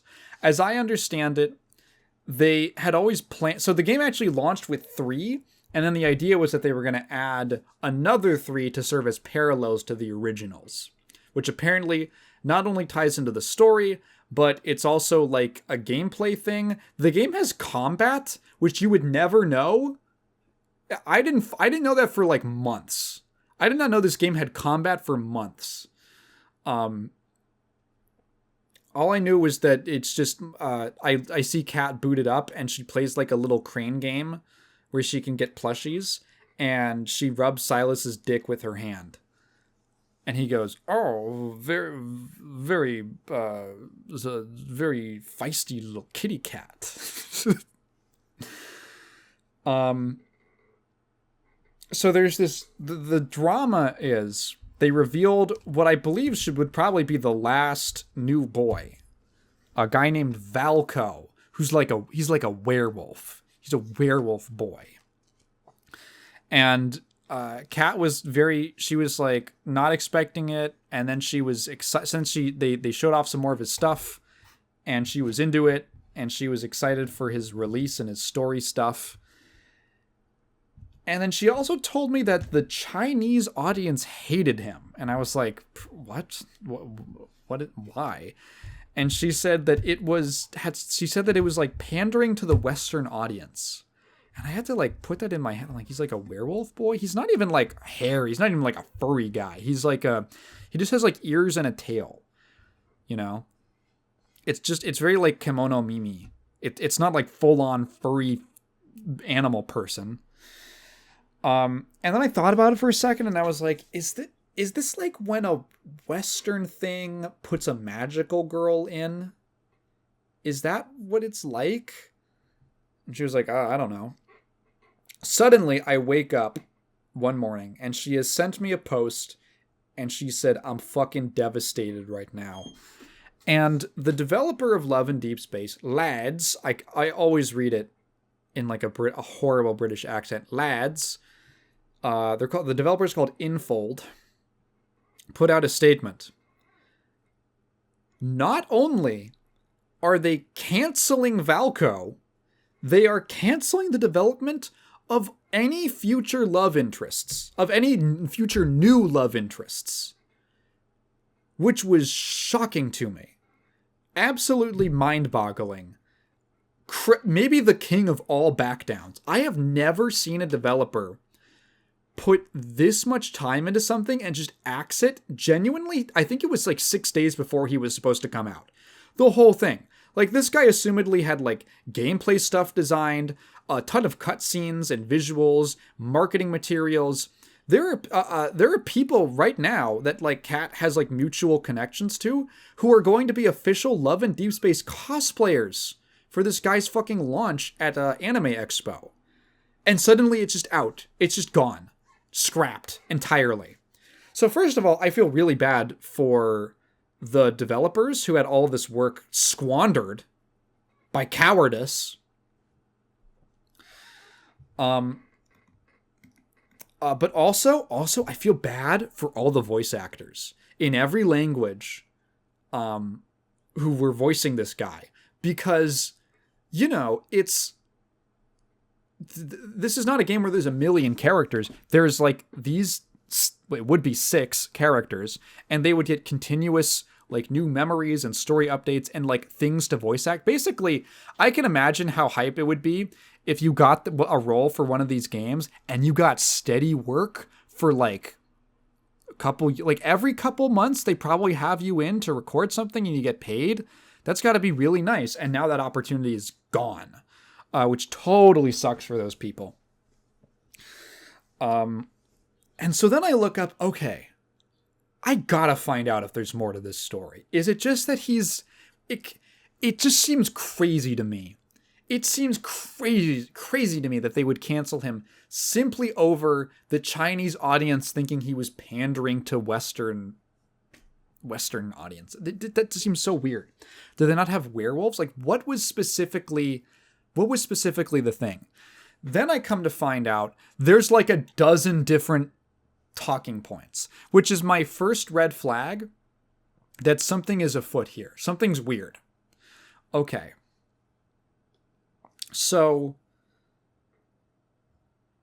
the first one that really caught my eye that was like, what the fuck, was, we're going to kind of go through these in order of like craziest to what I think are the most realistic. I'm not going to call them reasonable, but realistic. References to Unit 731. Sorry if that blindsided you. What I'm seeing is, okay, he's like a werewolf because he was like human experimentated on. And apparently the human experimentation is a running theme throughout the story. This is like a thing that comes up. There's some evil corporations that are doing this in the lore. And there's some log file attached to some lore thing that says like experiment number something dash A0731. And a bunch of Chinese users got set off because of that, and they changed it. Now, if you don't know, Unit 731 was a, what would I call it? It was a unit of the Japanese military during World War II that performed a ton of horrifying human experiments on prisoners of war and regular civilians who were captured from Japan's campaigns, mostly throughout Southeast Asia. Many of whom were Chinese. If you ever want to ruin your fucking day, go read the Wikipedia page or like any kind of write-up or something about Unit 731. It's genuinely horrific stuff. It's not very well known in the US, partially because they didn't take like Americans. Also, there might have been Europeans. I don't know. There might have been some in there. The other thing is that after the end of the war, the FBI promised not to indict anyone involved in that in exchange for all the information they got from doing these horrific human experiments on women and children and prisoners of war. It's like an Operation Paperclip thing. Type of thing. Really fucked up, very sore part of the the Chinese-Japanese relation. And maybe it was an intentional reference, maybe it wasn't, I don't know. It seems pretty minor. Apparently, it's completely bullshit because that lore log thing wasn't even associated with Valko. It was associated with a different character named, I think, Isaiah. A completely different character. and had been in the game for months leading up to before Valko was even revealed, and had nothing to do with him. So this is the first like bad faith argument that I see getting pulled out. Just making shit up. And especially touching on something really sensitive. Another thing I found strange, and I don't know if this is real or not, or how relevant this is. Apparently, there's a phrase that was used in his introduction that said something like, "Let the wolf into your house." And apparently in China, letting a wolf into your house is a reference to sexual assault. To like letting like a rapist or something into your home. Like pretty dark, right? I don't know if that's like super widespread or a very commonly known idiom, or if that was even accurate to what was going on in the marketing. It's just one thing that I saw. I also saw some other people saying that that's kind of bullshit, because even if it is like reminiscent of that idiom and that referencing some crimes like that, it's also like, these are like, how do I put this? These are men in a game for straight women, which means that they do things that are illegal and horrible and disgusting, but it's like romantic and hot. So it's not like that weird to be referencing. It's not like that weird to be referencing a stalker or something like that. Okay, next thing. He's gay, which I think is hilarious. Have you seen these Chinese boys? These beautiful Chinese boys? But this guy's gay? Apparently it's because his jawline is a little too square and he's a little too muscular. Which I think is... I mean, it's just meant to be like... He's a little more like fit and I guess masculine, quote unquote. You know what I mean? Than the other ones as a point of difference. Like just a point of contrast. He's not just a clone of the appeals of the other existing characters. So that is weird to me. I don't doubt that a number of Otome game fanatics, a bunch of Hime Joshis, if you will, that's people who self-ship with characters. I don't doubt that they're horrifically homophobic. Also, like, he was slightly more tan. He's like slightly darker, which again, hilarious. Apparently, like, the Silas character, the Chinese considered him to be especially dark, which I was like, that guy is like literally a vampire. He looks like a vampire. What are you talking about? Beauty standards are going crazy. Okay, next thing. And these are the more realistic ones. That people were upset because he would take resources away from the story mode. I guess maybe. I asked Kat about this because, you know, she's more of the expert of how the game is actually set up and how progression works. So the idea of him taking up resources for the story mode, or like the main story, and also diluting the pool of possible like memory pulls, she said probably wasn't a big deal. Like, there's plenty of memory stuffs in the game already, and adding another character probably wouldn't be that crazy. The game was intended to have 6 characters eventually anyway. And also, I went and did some reading. I didn't quite understand the full context, but from what it seems like, Valko was meant specifically, like, his introductory story thing was going to bridge the gap to the next story content. Some people were upset that they were adding a new character when other characters had not gotten their own story things updated in a while. That just seems like... It seems like he's a sacrificial lamb, or I guess a sacrificial wolf. And here's what I find super strange about it, is that this seems like a very Chinese thing. This is almost exclusively in the Chinese community for this game, which makes it stranger to me because if you would think that if these were pervasive problems with the game, that it would be felt, and not some kind of cultural thing, it would be felt globally. But from what I understand, talking to Kat and reading people's opinions online from at least the Anglosphere, the English-speaking community doesn't, some people weren't into him, some people were. It just seemed like the usual, a new character is coming out in something, people are forming opinions. Maybe he wasn't a knockout with everyone, but, some people liked him. Some people were interested in him. I was seeing fan art and stuff like that. It's weird because the super backlash seems confined to that side of the world. And when I say super backlash, I mean that part of the reason that I think they canceled him is that they got freakish levels of harassment. Someone sent cow feces to their offices, which is a lot of effort to go through. First of all, to source the feces, then to package it, then to send. Did you have to get postage for that? When was the last time you mailed a package?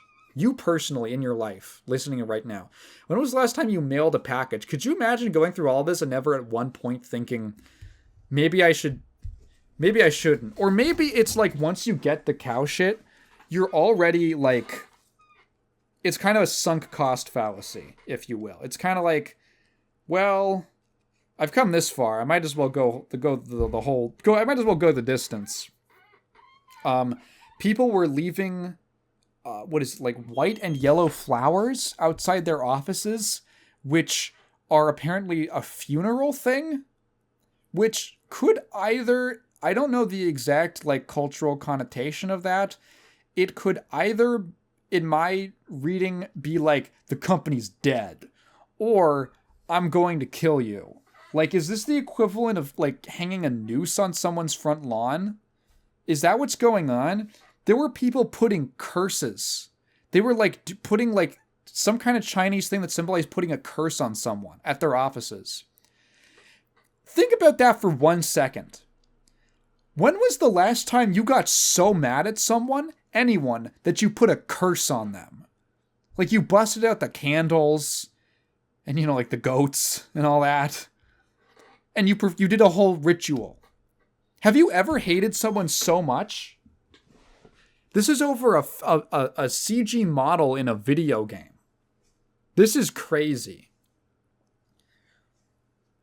People don't even do that for politicians they hate. There is something about the Chinese and Korean gacha game community, culture, I don't know what to even call it, that almost we like gacha games here in America, but we don't like them that much, and I just have to wonder where the disconnect is. What is it that inspires such an absurd level of sensitivity and anger and vitriol? Because obviously, people in America, I'm not going to pretend we're docile, we don't get fucking crazy and unreasonable. We do it all the time. But just the things that are okay, there was this huge controversy with I can't remember what it's called. It's some popular gacha game. This huge controversy because they did summer outfits for the characters, and one of the girls was in a full body wetsuit that was super skin tight. And okay, it's not showing the most skin, but it is sexy in its own way, right? Apparently that would cause such a blow up for that game that someone, what was it? I think someone came to the studios with a knife trying to kill the CEO because there was this thing that they were bending the knee to the feminist agenda, and that the women in the office needed to be killed because they were ruining the game and not letting them jerk off enough. to the video game. So like an unrelated artist got fired from that studio. And I'm just going to be honest, I can't think of the last time anything like that happened over here. What is going on? What is happening?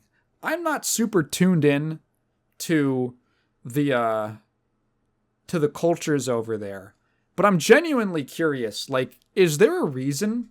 Is there some kind of cultural analysis I can read about of what has caused this level of intensity and vitriol and again, it's like sensitivity to really meaningless bullshit? It's really weird to me. And it results in things like this. Apparently, the developer Infold also, or the publisher, I don't remember. They also do Infinity Nikki, another kind of, I think it's a gacha game, something like that. It's like a dress-up game. And supposedly there was some group that didn't like the skimpy outfits or something, and so they took those out, or they like censored parts of them, or they altered parts of the models. Which is like it's a huge mistake. You can't bend to community pressure over things like that, because they're like, when it's really like matters of taste, just let people dislike something and just tell them to kind of deal with it. But at the moment that you change something like that, you basically show that you're willing to bend under enough pressure, and that if the craziest people in your audience try hard enough, they will get what they want. And guess what? It's the second time that it's happened. So, really bizarre.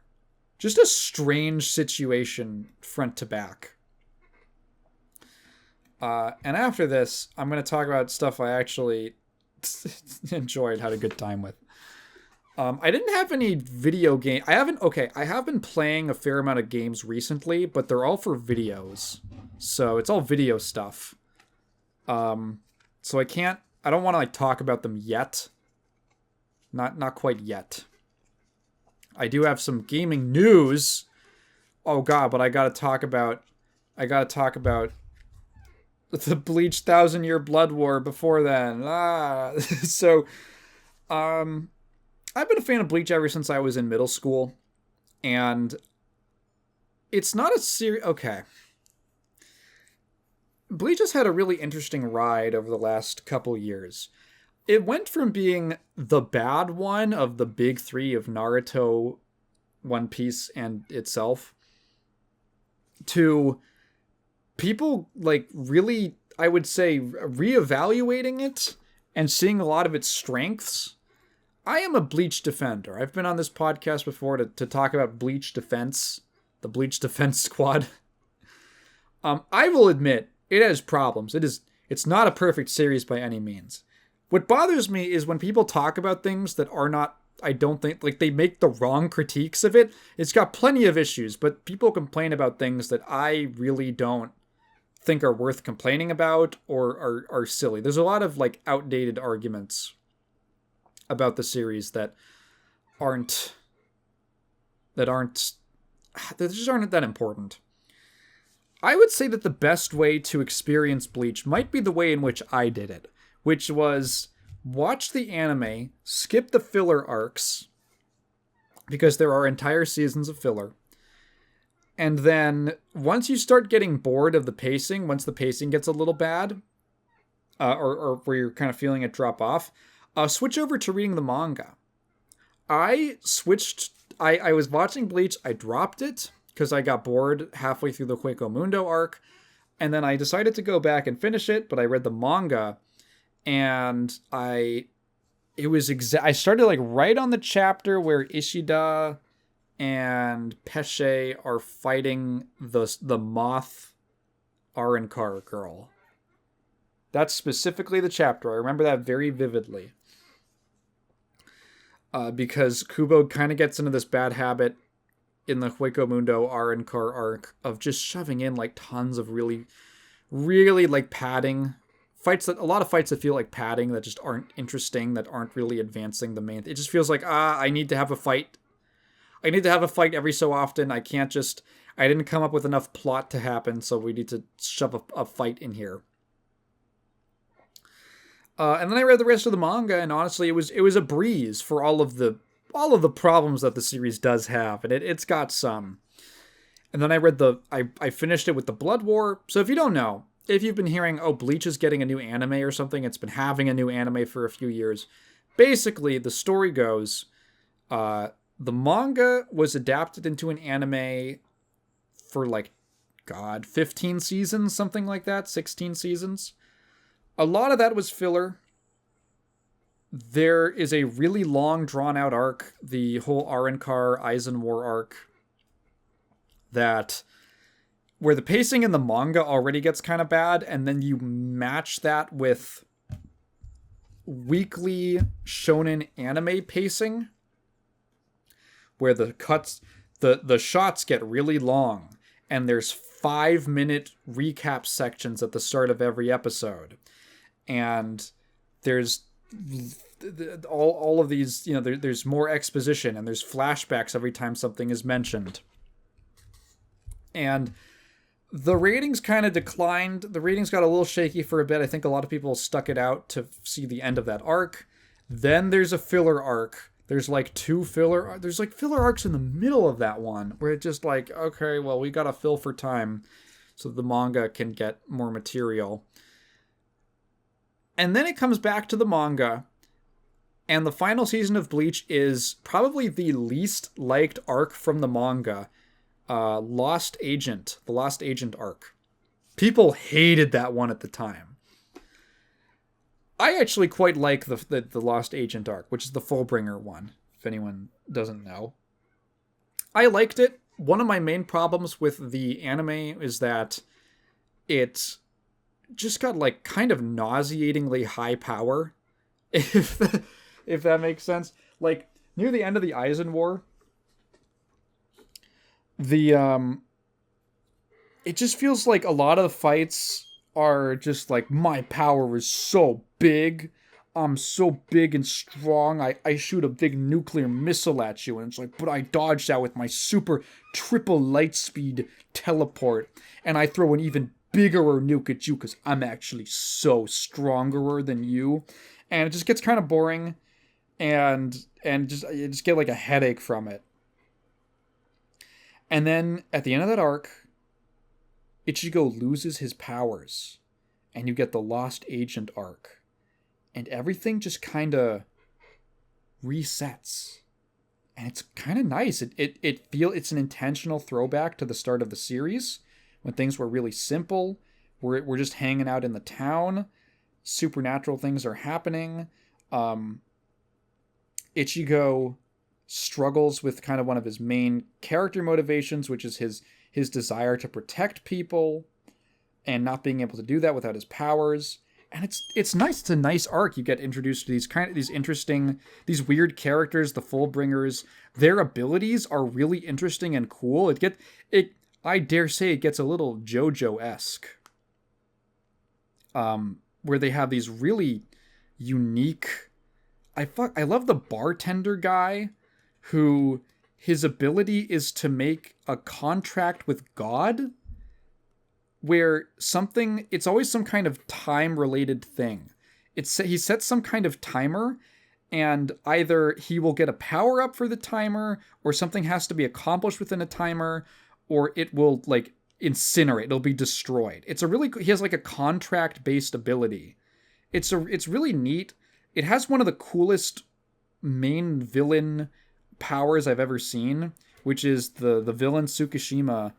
His ability it's called Book of the End, and it's a sword that is like a bookmark, and it doesn't cut things. If he stabs you with it, he implants himself into your memories and basically brainwashes you into believing that you have been friends with him this whole time. Into essentially, it's a friendship stab. So all he has to do is hit a character one time, and then suddenly they think that he's the good guy, and Ichigo, why do you hate that guy? It's one of the coolest premises for a one-shot like a one-hit win ability I've ever seen. It's super cool. But people hated it because it wasn't like basically they hated it because it wasn't just like shonen junk. I'm getting a little pretentious here. It wasn't shonen power scaling slap where, you know, the guys have the bigger number than the other guy. And it was slower, and Ichigo cries during it, and like it's got a lot of potential, but because it had such poor feedback, Kubo's editor made him cut it short, and you really feel it. There's a character, like, that should be a big moment for Chad. That should be a Chad, maybe not focused arc, but he should be an important part of it. Like, the nature of Chad's powers, he's actually a Fullbringer. Whoa, this is one of Ichigo's friends. We're learning new things about his power and his place and how he relates to things, and Chad's always had this kind of thing where he's like, he's like Ichigo, he's a bit of an outcast. Like, he's mixed with something that isn't like even, I would say, cool or sort of fetishized or exoticized in Japan. He's a Japanese Mexican. So he's like really tall, and he doesn't look like a lot of the other Japanese kids. And like Ichigo, he's kind of an outsider because of the way he looks in this more homogenized society. And he's got his own, he's kind of a kindred spirit with how he feels about his strength with Ichigo. Like, he wants to protect people, he wants to do right by the people he loves. And this feels like, oh, okay, well, now he has this group of people who are kind of like him. They have the same source of their powers. He's learning about things. And then Kubo just never really, like, fleshes it out enough. There needed to be more Chad stuff. I was talking about, this was meant to be about the 1,000-Year Blood War arc. All this to say, having an arc that drags on way too long, that is then followed by like a season and a half of filler, that is then followed by a quote-unquote boring arc, basically was the death knell for the Bleach anime originally. It was not canceled. I would say it was more mercy killed in the end by the studio. They just didn't renew it. And for the longest time, the final arc of Bleach, the 1,000-Year Blood War, went unanimated. And that's a shame, because the Blood War is awesome, in my opinion. Some people don't like it. But I think that the Blood War is it's got some of Kubo's best stuff in it. And it's for two reasons. There's two things that are really going on during the Blood War. One is that Kubo is paying off two different types of things. One is the setups for all of the things. It's payoffs for setups that have been introduced previously in the series. And a lot of those setups are really great. They're interesting. They add a lot of depth and intrigue to the world. A lot of characters. Well, okay, so this is the other thing. The other thing he's paying off is his writer's debt. You know the term technical debt?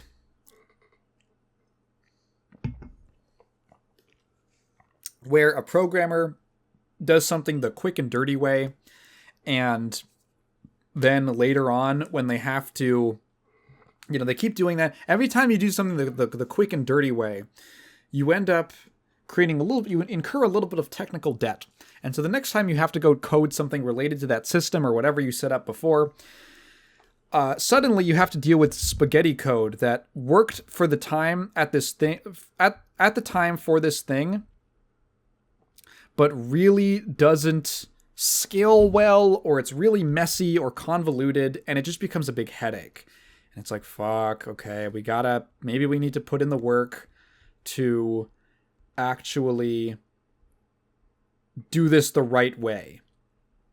Kubo has what I call writer's debt, which is he has some bad habits in the sense that he will do things in his stories that advance the plot for the time being, but make more work for him later. He, quite infamously, so Bleach has 1 million characters. I'm watching the Blood War arc, and I'm like, God damn, we are 2 seasons in, and still cutting to new characters. Well, not new, but like previous characters that haven't shown up yet. Like everyone in the fucking world comes back and gets a little thing in the Blood War. And he's gone on record and said that one of his bad habits is that when he doesn't know how to advance the story, he just throws in a new character. Someone new shows up or like 10 new guys show up, and they are there to provide some kind of conflict or push the story forward in some way. He does this constantly throughout the series. And when you have this huge cast of characters, not only does it kind of take away from it being Ichigo's story a little bit, it also creates a lot of work for you down the line where you're like, fuck, there's so many guys who have like nothing going on. They need like a little something. There are members of the Gote 13, the first like big group you're introduced to early on, who just don't get like that much of anything until the Blood War. He spends a lot of time making sure that lots and lots of characters get a little thing to do. They get something cool, a little moment, a segment. Komamura, the dog guy. Oh wow, he's one of the more visually interesting members of the Gote. He hasn't really done that much. He gets a really cool moment. He gets a good pop in the Blood War. Hitsugaya, very popular character, but barely does anything and actually loses, I think, every single fight he was ever involved in. He gets a cool pop in the Blood War. Fucking Ganju. You know? He gets a little thing. A lot of characters get a little thing. And it's great. And then in the course of the manga, Kubo is so focused on paying off all of this debt he's accrued over the years that he kind of again loses sight of what should be important in the story. So that's why one of the reasons I was so interested in the Blood War anime. I watched the first episode or the first few episodes when it came out, and then I kind of just thought, it's the Blood War. It's cool. I'm glad it's getting animated. And then I kind of found out, I discovered that there are actually changes. And Kubo was looking at the Blood War as almost a director's cut, a second crack at the storyline. And that got me really interested. So I kind of, and also I found out that a local theater was playing the first 3 episodes of the final cour, the final season. They basically taken a couple hundred chapter arc, and they've been doling it out in a series of 13 episode seasons. There's 4 of them, so like 52. It's about 52 episodes total. And the first 3 episodes of the final cour were playing in theaters, and I thought, you know what? When am I ever going to get to do this again? So I got my tickets. I got misgendered at the ice cream store. But before that, I kind of speed ran. I kind of crunched the anime down, and I had a good time. I had a good time watching the Blood War anime. I'll be completely upfront. I quite like it, and I think that a lot of the changes that they made were really good. There are changes that, because I read the Blood War back in like 2017, like back in high school. And there are scenes in the anime that I look back on, I think of now, and I think, wait, hang on. Because I looked at what are the actual changes that they made, and I was like, that wasn't in the manga? So, okay, a couple things. For the most part, the early parts... Okay, so the early seasons of the Blood War, like the first 1 or 2, are pretty close to the manga. There's a couple new things... little details that are great. Like, for instance, when the fight between Yamamoto and Yuha, the big bad of the final big bad of the series, Yuha Baha. It's established like, okay, way back in the past, the Soul Reapers murdered all of the Quincy's because the Quincy's were threatening to disrupt the balance of souls between worlds. And this is a grudge. This is the 1,000-year blood war. This is the grudge that Yuha is taking revenge for. And the first casualty of the war is Yamamoto's lieutenant, Chojiro. Chojiro has always just kind of been a background character. I can't even remember if he had any lines at all. He was just Yamamoto's vice captain, and he was there. He has like a lightning power or something. I don't know. He's the first casualty, and this royally pisses Yamamoto off. He is so angry. And it leads to him overextending in his fight against Yuha, which ultimately leads to getting popped. But they add in a little detail to be like, hey, so when Yamamoto first killed Yuha, way back when, Yuha's back, he's revived, basically. But when he first killed him, Chojiro was playing dead behind Yuha, and he popped up and stabbed him in the back, which stunned him for just long enough for Yamamoto to deal the finishing blow. Little details, just a little detail, like, oh, it was so when Chojiro was the first death, that was like extra personal, not like between them. That's Yuha going out of his way to be like, my revenge. Like, I'm gonna start with the guy who set me up, basically. Little details like that, really nice. That's a cool little thing. And there's like extended sequences of the original Gotei 13, which is super cool. Kubo has this talent. Say what you will about his writing. He has a real talent for dropping a 2-page spread of character designs that make you go, I need to learn everything about these guys. That's what originally drew me to Bleach in the first place, was Kubo's artwork, and his character designs are just so sick. He has, like, in my opinion, of the big three, my favorite art style of any of them. I think his characters are so cool looking. The world is so compelling. He really understands the strength of a good vibe. Bleach has just, I think more than any other series, shonen series that I've watched, Bleach might have the most immaculate vibes. Just go watch some of the openings, or especially the endings. There's some great endings that show the characters just hanging out, or weird, cool, like, visual art design and patterns and stuff like that. Every chapter has a unique title card, and which was then adapted into the anime. Every anime episode has a unique title card. It's a really stylish series.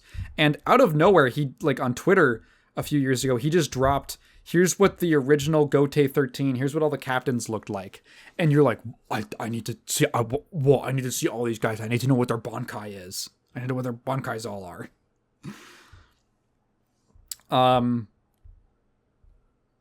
The further you get into it, there is some crucial stuff that, again, I thought, oh my god, how is this not in the manga originally?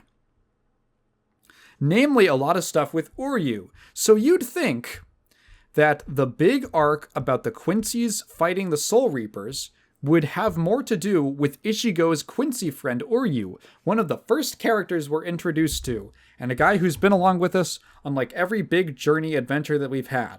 Wouldn't he be important to the plot? Yeah, he is. He's there.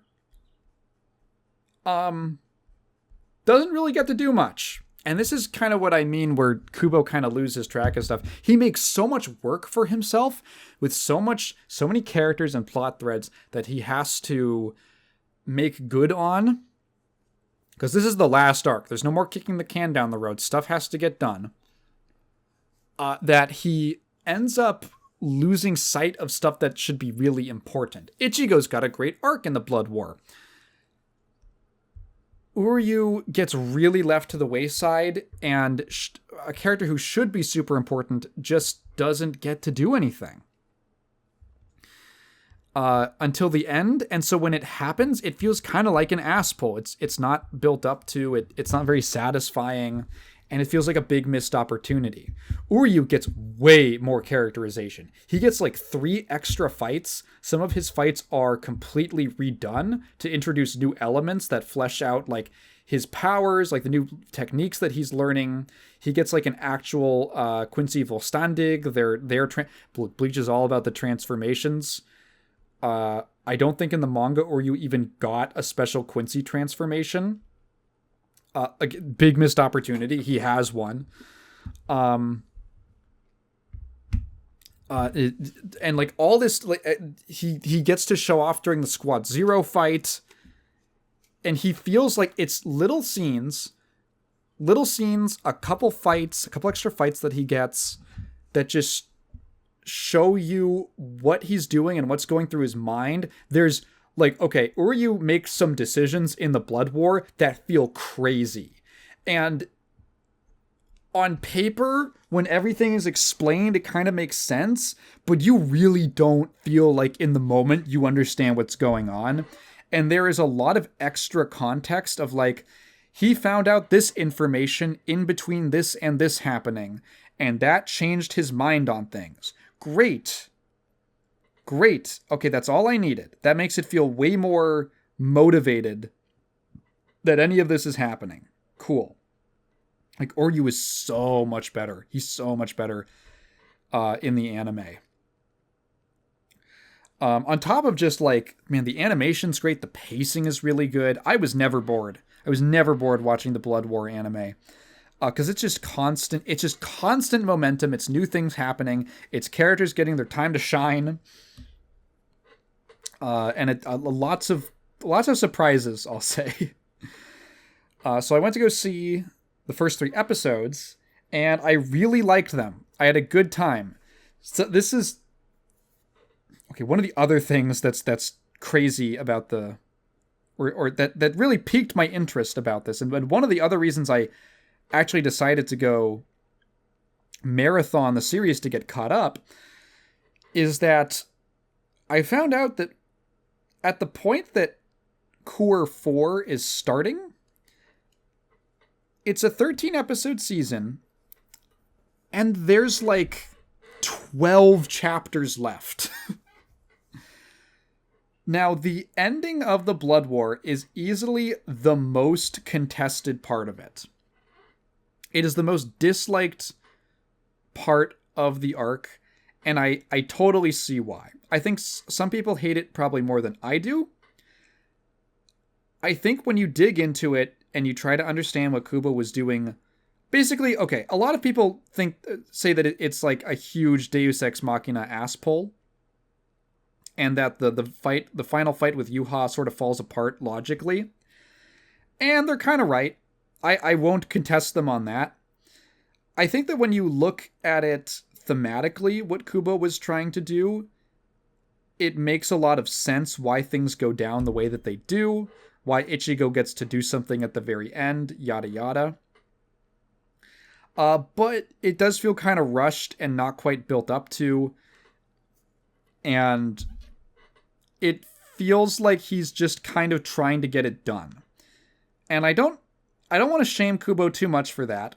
He was experiencing some serious health problems near the end of the story that had to do with... He didn't know this. He didn't actually get a diagnosis until after the manga was done. He was just so busy. But apparently he was going through extreme pain in his arm. He went to the doctor and he found out that he had this habit of leaning on his left arm whenever he drew. And over time, that put a lot of stress on it. And he was going through a lot of pain. And his doctor told him that if he had been doing that, if he'd kept that up for like another year, he risked having serious damage done to, like permanent damage done to the ligaments in his left arm. So you can kind of tell, like, Kubo just gives up on drawing backgrounds. He just gives up on it. He kind of tried to say, like, I wanted to focus on the characters' emotions and, their faces and stuff. And it's true. all of the stuff that he does draw is great. I love Kubo's later art style. I think it looks fantastic. And his character expressions are really detailed, and they're detailed, but they retain that stylization. Everything that he draws looks great, but he's leaving a lot of stuff undrawn, if you know what I'm saying. A lot of blank backgrounds. And he was never that big into backgrounds in the first place. He likes drawing cool people doing cool things.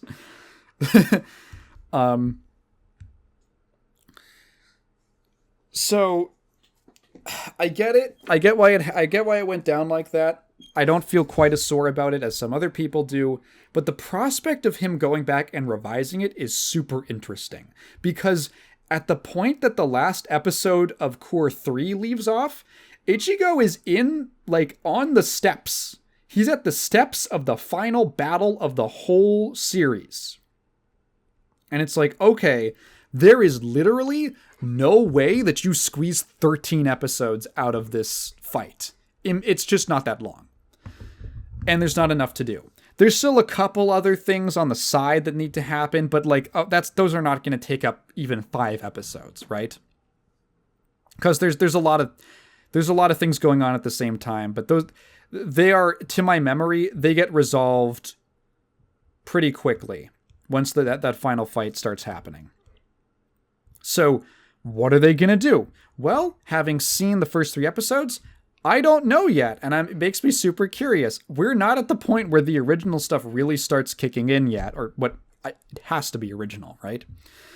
I guess I'll talk spoilery about it, because I'm going to talk about 3 episodes adapting a couple chapters from a manga. It adapts the fight between mainly, so the beginning is mostly the fight with Askin, which I know a lot of people don't like. I think it's a really cool fight. I've never really understood. I've never agreed with the asspole or Deus Ex Machina accusations that a lot of Bleach fights get. I personally think that those are a lot of fun. This could just be a matter of taste. A lot of Bleach fights are I've come up with a secret technique. Oh, but I've come up with a even secreter technique. And you're like, you might be asking, hey, Taiken, how is that different from just throwing bigger numbers at each other and throwing an even bigger number? And it's because it's kind of fun and clever, and it relies on a genuinely pretty well thought out power system. It's mostly when that happens, it's usually characters being clever with their abilities or the way that the power system works. And I personally find that a lot more exciting and satisfying to see someone outsmart someone else, or in some kind of novel, charming way. The whole deal with Askin is that his ability is that he can alter the lethal dosage of something in your body. So if he consumes a little bit of your blood, he can make your blood poisonous to you by lowering the lethal dosage amount, which is a crazy, interesting, cool power. And it basically turns him into not an aggressive fighter. He's more of an attrition. He doesn't like fighting. His strategy is more so just to preserve himself. Now he's trapped with Urahara and Yoruichi. Okay, side thing. So, as soon as I realized what fight this was going to be covering, I took my phone out so that I could take some pictures. Don't worry, the flash was not on, and I was the only... There was 4 people in the theater besides me. I went at 1 in the afternoon. So, as soon as I was in my own row, doing my own thing, it was practically a private viewing. I had to get a picture of the title card for this episode. It might be the most infamous title card in the entire series, God of Thunder. So you know how I said that every single episode or chapter had a unique title card? So Yoruichi Shihoen, who I think might be the hottest woman in any anime ever, in the hottest woman ever drawn, is wearing a very tight, skimpy bodysuit for this fight. The chapter 366 or whatever, God of Thunder, the title card is just like, there's this panel where she's like jumping away, and you get a close-up where the title card and chapter number are just stamped onto her ass. And I was like, oh my God, I hope they do it. I hope they do it. When the title card, dude, they build up to it.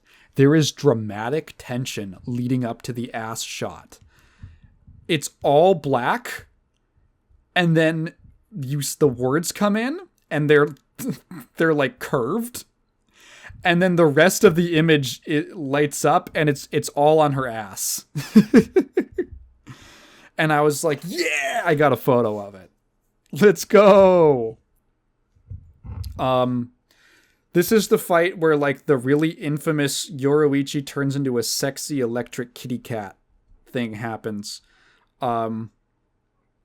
It is possibly the most shameless that the manga ever gets.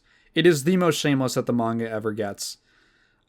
She is like she starts meowing, and she turns into like a feral animal. And she's in this almost nude, basically, instead of clothing, she's basically just she just has like lightning flashing all around her, all over her body, that it's kind of acting like clothes. Kubo said he wanted to make her look like a goddess, which, oh, he did. And then because Askin can make someone's own spiritual energy, their own reishi, as it's called, become poisonous to them. However, because Yoruichi becomes so much like a cat, and cats are notoriously moody and temperamental, the texture of her spiritual pressure changes every couple of 48 times in every second, because she's a moody cat. And he cannot get a handle on her. Which, again, it's like shit like this that Bleach pulls all the time, and I love it. The fight is really fun. It's also the first time you get a reveal of Kisuke's... Oh, I should mention that this season does not come out for, another month. So this is also, an early screening that I got to see of it. You get to see Urahara's Bankai, which the Bankai reveal is always one of the biggest, hypest things in Bleach. What is it? What's it going to look like? It's like finding out a character's stand in JoJo, or just what's their signature super technique? Because it's always something unique and interesting. His Bankai is really cool. It matches his personality, of course. And there's some extra stuff added to it that's really nice. Just the intro scene of when it appears, it was designed to be like a horror movie, and it's like this because it's like this big marionette ball jointed doll is what it's based off of, and it lets him disassemble and reassemble anything, including space, so he can stitch space together and stuff like that. It's very cool. And there's this creepy, spooky horror sequence as it first appears, and it's really interesting. It's really cool. The last two episodes go more into Uryu versus Haschwalth, which gets a bunch of new stuff. Haschwalth gets a new form, which looks really cool. And then Ichigo starts the fight with Yuha. And genuinely, the third episode ends at the penultimate chapter. It ends at the penultimate, or 3 chapters from the end of the show, or of the manga. So obviously there's a ton of shit that's going to happen afterwards that diverges a lot, that I'm really interested in. Other changes, Orihime gets way more play. Another character who, kind of gets left to the wayside a little bit. Orihime, she gets a ton of stuff to do in the final fight. It is she becomes super important to Ichigo surviving, and that's really nice. She gets a little time to shine and to be useful, I guess. A lot of shonen women have a problem with being not that useful, Honestly, Bleach doesn't fall into this too often. I think Kubo in general is pretty good at writing female characters and giving them stuff to do. It's more so just a case of a lot of characters in Bleach don't get to be useful because of how many fucking characters he has to juggle. And again, this is just a nice way to give her a little bit more plot stuff. Then there was a really intriguing final or at the end, I guess, because it's like only an hour. It was only like an hour's worth of content. So they included an exclusive behind the scenes like interview thing with Kubo, the director, and I think like the lead artist, something like that, or the lead animator, something like that. And there's a lot of really cool details that I never knew about. So not only did Kubo advise on things to obviously change with the story and stuff like that in the script, he also submitted tons of visual stuff. He submitted like storyboards, which is very unusual for a mangaka to do. And he was actually concerned that it was going to... He didn't want to step on the toes of the actual storyboarders, but they ended up apparently really appreciating it, and it made them feel a lot more confident that they were doing something that did his story justice, that they actually had a guide to follow. So that was cool. He submitted designs, like Hoshvalth's new design was all him. He came up with a way for him to get, because for lore reasons, Hoshvalth normally wouldn't be able to get a new transformation. So how would he do that? Okay, well, there's a cool new design that explains him getting a new form. There was a really funny segment where they talked about the notes that Kubo had for the animators, which included him making... There's a shot of Askin's face. It's just a reaction shot. And Kubo has written 4 notes for what emotions are running through his head at this point and how they should capture every single one of those thoughts. And they're not like very simple either. It's like 5 different... I thought of this and I don't like that and I'd rather not do this, but I'm thinking of that and I'm jealous of this. And he's like, you have to communicate all of these things in a character's expression. In this character's expression. And they showed the actual clip that shot appears in, and it's less than a second. He was just copious with his notes. It was a good experience. It was fun to see it with people who clearly had not read the manga, who were actually surprised by certain things. Like, when Urahara says Bankai, there was a guy behind me that I heard say, "Oh?" Because that's probably super hype if you've been watching this show for a while.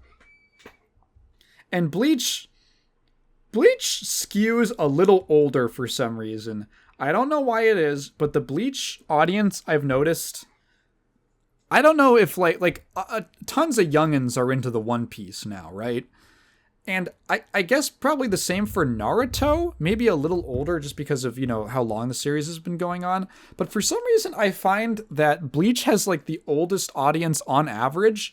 It might be because the series, because it waned in popularity, it didn't actually gain that many new fans. So a lot of people who are fans of it have been watching it or reading it since like the mid 2000s. And those people are all like 30, 35 now. I was the youngest person in the theater. So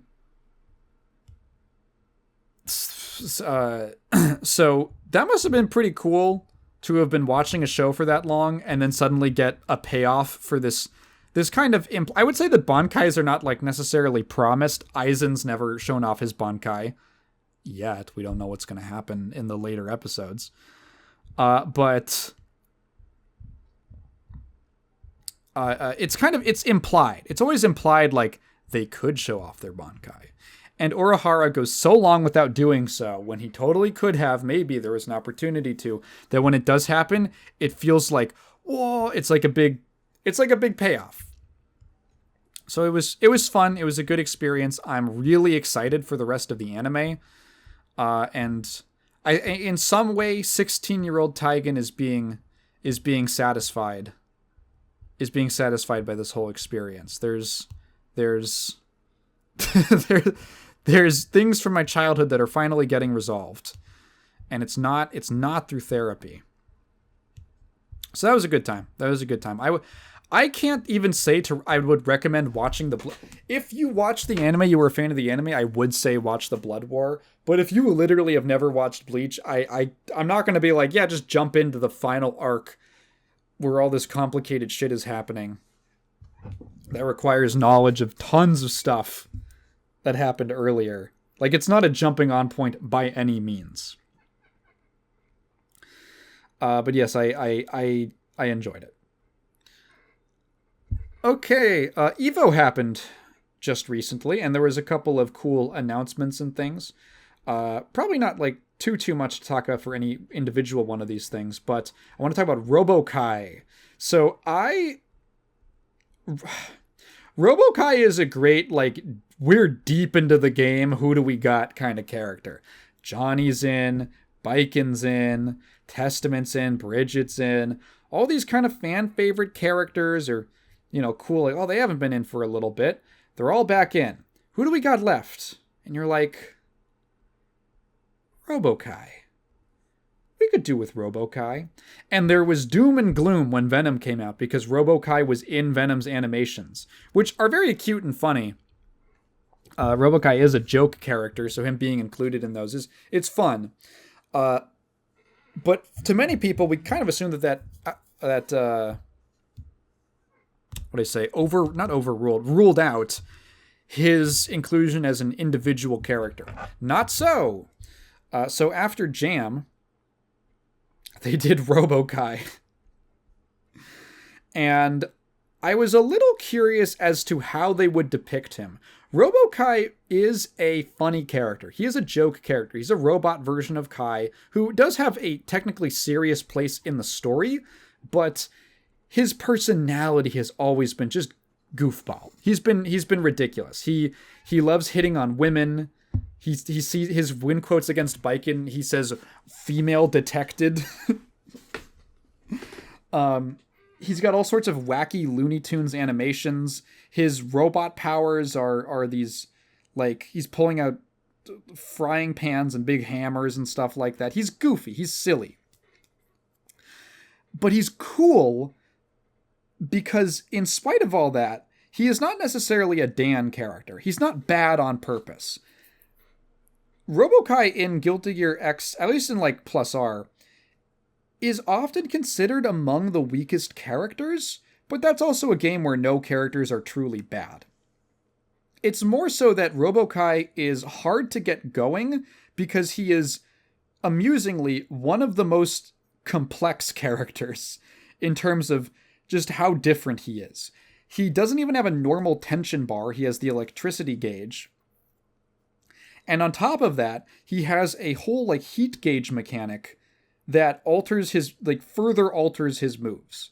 So he has all this unique stuff going on. You have to build two different resources and manage them separately. The heat gauge, like, it can't go too high. The electricity gauge goes down over time. You have to keep it up in various different ways. And sometimes it will like do he has a super that you cannot control when it comes out. If you do his DP with more than like 50% meter, he will go into a super version of the DP. You cannot control this coming out. It will just happen. And like goofy in that way. But in Exert, he had a more serious side to his story. He was washed up. He didn't have a purpose. He ends up being involved in this kind of dramatic whole backstory. And even though he's kind of a silly guy inherently, he has these more serious elements to his character that flesh him out a bit. So the wonder is, are they going to make him more serious or more silly? Oh, and he's full silly. He is a goofy goober. And it's awesome. I wanted to know if they would actually replace his whole tension gauge with the electricity gauge. Not so. However, so Robokai is a late Strive character, which means that he is streamlined, but not necessarily lesser than his prior incarnation. He is just streamlined. He technically has like I think like okay, he lost things, he gained things, some things were moved around in his tool set. I won't get too into the nitty-gritty. But he is overall like he is Robokai. He is still doing basically the same thing. He has the same premise behind his gameplay of leveling up his moves through these unique gauges and all that. But just in a slightly more streamlined way. He doesn't have a unique tension gauge. He has the regular tension gauge, but in addition to that, he also has the electricity gauge as its own little sub thing. And there is no heat gauge left anymore. Instead, and to be honest, that was always like a little bit... that always felt a little bit convoluted to me. He has 2 different ways to increase the damage of different kinds of attacks. One through heat, one through battery, and they affect different attacks. Here, it's all been condensed into his special moves level up the more electricity gauge that he has. And when he uses a move, I think it spends the electricity gauge from that. And he has a couple different ways. He has all the classic ways to get electricity back, which is how he's basically always worked. He's just doing it all based around a single gauge. And for the most part, he's like, there's not too much to say about his moveset. I was just going through and I double-checked the Dust Loop page. I think Jam had more changes than Robokai. He lost his rocket launcher move, but in actuality, it seems like it's just been... He lost like the literal version of that move, but he has an equivalent in just a grounded missile. Robokai had 2 different missile launching attacks in Plus R. One of them is an aerial move where he shoots a bunch of micro missiles out of his arm, and the other one is a grounded move where he pulls out a rocket launcher.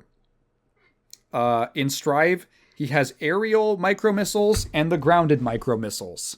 It seems like functionally they are the same thing. It's just a little less like confusing and split across different attacks. What else did he lose? He doesn't have like the rocket knee anymore. And I guess the moves that revolved around heat, like the heat moves have been reworked. Although he does still have the machine gun elbow. That's, I believe, still his 6P? Or, God, it's 6H. I don't know. I don't remember. But it looks like he still has it. He still has the big-ass hammer. He's got the mat. He's got the air bicycle, which is now a special move instead of being his JD. He's got the fan thing. He's got the command grab. He's got the horsey is now a Segway, which is like, it's kind of funny. He even has he's now a dual wielder, like a katana dual wielder, so that he still has the attack like the far slash, where he does the same pose, but instead of extending his arms out like an accordion, he stabs with both arms. He has the same supers. He doesn't have the DP super anymore, but he's got the Aura super and the self-destruct. Also, I swear to God, his Aura super is a reference to the Munchie Jr. video Robo Rock, which is a Vocaloid parody. I swear to God, I sent it to a friend of mine who, like, is a big fan of stuff like that. And he was like, that has to be a reference. It has to be. Like, the color palette that they use, it just feels too close. And I wouldn't be surprised if they were if the developers knew about that video and were referencing the meme. They also, in the English dub, let him say dame, dame, dame, dame, dame as the, like, a muda, muda, muda, aura, aura type thing, which is great. Yeah. He's Robokai. He's doing his same thing. He's, in many ways, kind of the Robokai's moveset is not actually that weird. He does a lot of pretty normal things. He's got projectiles. He's got no DP in this, although he does have like a kind of anti-air in his new move. He got a new move. He has a little bit of weird mobility, but he's just kind of like projectile spacing, anti-airing. He plays a very regular all-round game because, he's based on Kai. But then he has all this wacky... The wacky part comes from his resources and how those change his game plan. So he looks cool. I think that people who are into the character, I think, are going to be satisfied. He is horrifically expressive. His animations are incredible. Really fun, expressive character. Thumbs up on Robokai. BlazBlue got a new character? This was weird. This kind of came out of the blue, out of the BlazBlue, if you will. BlazBlue came out in like 2017 and has not had a new character update in years. It wasn't even getting balance patches. It was basically a finished game. Suddenly, a week before EVO, they announce that they are going to be adding a new character to BlazBlue Central Fiction. Huh? And that it's going to be someone from the lore. I am not up on the BlazBlue lore. A lot of people theorized it was either one of two characters. Yeah, it turns out it's one of them. It's Trinity Glassfield, which is one of the most BlazBlue names you could have ever come up with. It's more so like the reveal of the character felt like a total shit show. She was supposed to get revealed at the start of the top 8, BlazBlue top 8, but it started like an hour late because Street Fighter 6 pools went so long. And then when it started, one of the ArcSys guys got on stage. Oh, it was terrible. In the pre-stream on ArcSys's own channel, they just had some employee just trying to fill time for literally an hour longer than he was expecting to. He seemed very uncomfortable and a little nervous. And the chat was like, give us the character, give us the trailer. That's all we want. But when they actually do get to the announcement, they played the wrong video. The audio got fucked up. And then finally, they got it. And then they got the right video loaded up. And it was like a whole minute and a half of just, here's all the BlazBlue characters. You know the BlazBlue characters. And like, yes, I know all the BlazBlue characters. And then a PNG. A PNG of the new character. That was it. I waited like an hour for a PNG. So that was not even any gameplay. I figured that when they announced that there was going to be a new character, they're doing it in advance because they're going to have some real shit to show off. They're going to have some real gameplay or something. Nope. Just a PNG. They did get Mori back to do her illustration, which is pretty cool. And I think that what is more exciting about this is not just that there's going to be a new character, a new content update for this old game, but that this is potentially, I think if you are on the BlazBlue train, this is the most hopium you've gotten in years. Because the fact that Mori was working with ArcSys again, which there was no real bad blood between them. It was just, he was interested in doing BlazBlue. They wrapped up the story. BlazBlue is probably, it's not one of their more successful things. They wanted to focus on other games. He decided to leave. They seems like they split amicably. He said that there was no bad blood. It's could potentially signal that there is some kind of a collaboration between the two of them coming up with maybe a new BlazBlue game, which would be cool. Also, speaking of new characters in old games, Art of Fighting 3 is getting an update with new characters? Huh? Art of Fighting 3 is it's a pretty obscure game in SNK's catalog, but among the people who are fans of it, they really like it. I have heard it referred to as 2D Tekken, in the way that it's very defensively oriented, and it's really about, like, neutral and whiff punishing. And it sounds cool. I've seen some gameplay of it. It's got really great animations, those classic, awesome SNK sprites. And after, like, when did this game come out? 1996. It's getting a new character. 2 new characters. It's getting King and Yuri. Which is, like, okay, thanks, I guess. Weird things are happening. Weird things are happening. Let me talk about other weird things happening related to old games. I opened up Blue Sky, and I saw the words League Classic, and something changed in me. I go do a search. It's real. And my first words were, oh, fuck. This is how they get me, isn't it? So obviously I played a lot of League of Legends back in the day. Do I say obviously? I don't know if it's obvious. I played a lot of League back in the day. And I quit it for many reasons. I've talked about it extensively. I have a lot of gripes with it. I have a lot of gripes with the MOBA genre in general. And there's always been this idea of a League Classic, but it always seemed completely untenable.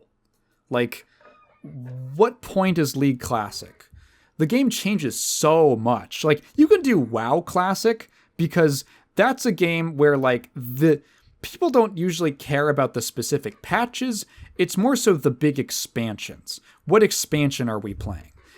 WoW Vanilla Classic. Okay, that's a period of the game's history that some people want to play. Wrath of the Lich King Classic. That's a specific time in the game's history. With League of Legends, it's like patch 3. The game could get completely changed in like patch 3.6, you know? My personal favorite period in League of Legends was either like early Season 4 when I started playing, because I have nostalgia for it, or pre-Season 6. That was like my favorite time in the game. So it's just always been this thing. I think they've been asked about it before and they said, no, we just can't do it. We don't have the code, yada, yada. And then suddenly, League has this public beta environment testing server, the PBE. And you can get an account on the PBE. It's not like a super secret thing. Plenty of people have PBE accounts.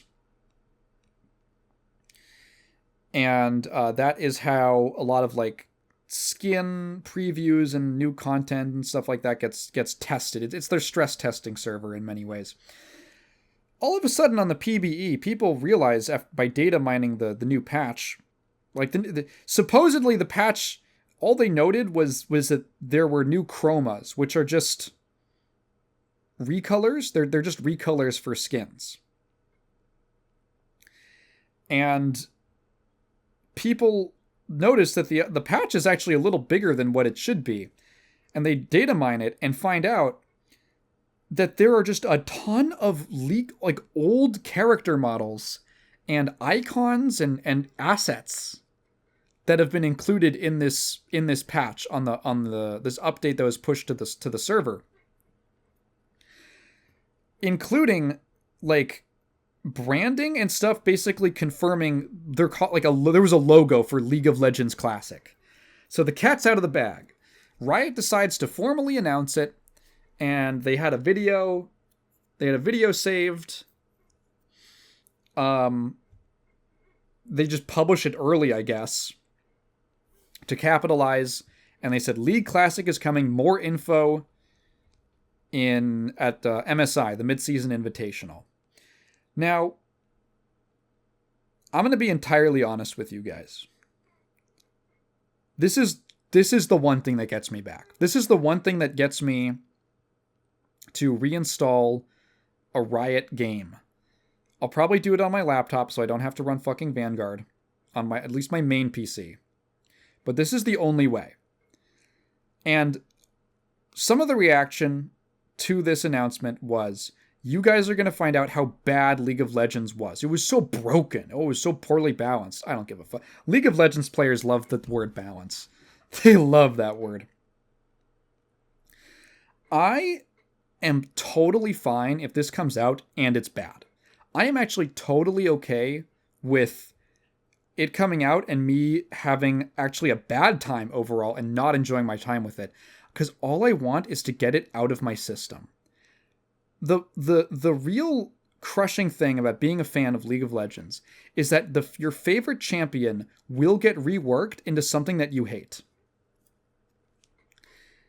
There will just be changes made to the game to make it less interesting to you, and you will never get that version of the game back. You'll never get it back. So to me, the prospect of simply just letting me experience it, just experience that era of the game, is too enticing. Just so that I can feel it again, so that I can oh my god, like there's so many champions I want to play. I want to play old Mordekaiser, old Scion, fucking that weird smorgasbord of a character. Oh my god, old Poppy. I'm old Vladimir. That'll be awesome. That'll be really fun. Before they got reworks or changes to their kits. And that's if I play it for a little bit and I'm like, I'm done, I'm good. That's all I need. It also seems like the question of what version of the game is it? I think it's going to be all of them, ? I think that's the answer. So the thing is, there are assets like splash arts and icons and things that historically never existed at the same time as each other. Like, this champion's splash art was not in the game at the same time that this other champion that is in the files was in the game.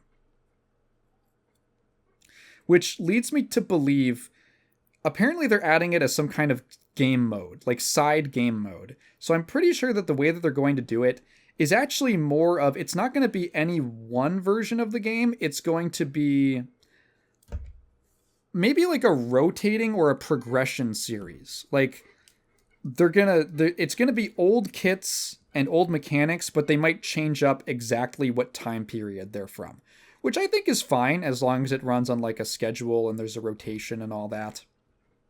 And I'm interested. This is also the same day that Riot announced they would be co-streaming all of their pro games, all the competitive games on Kick.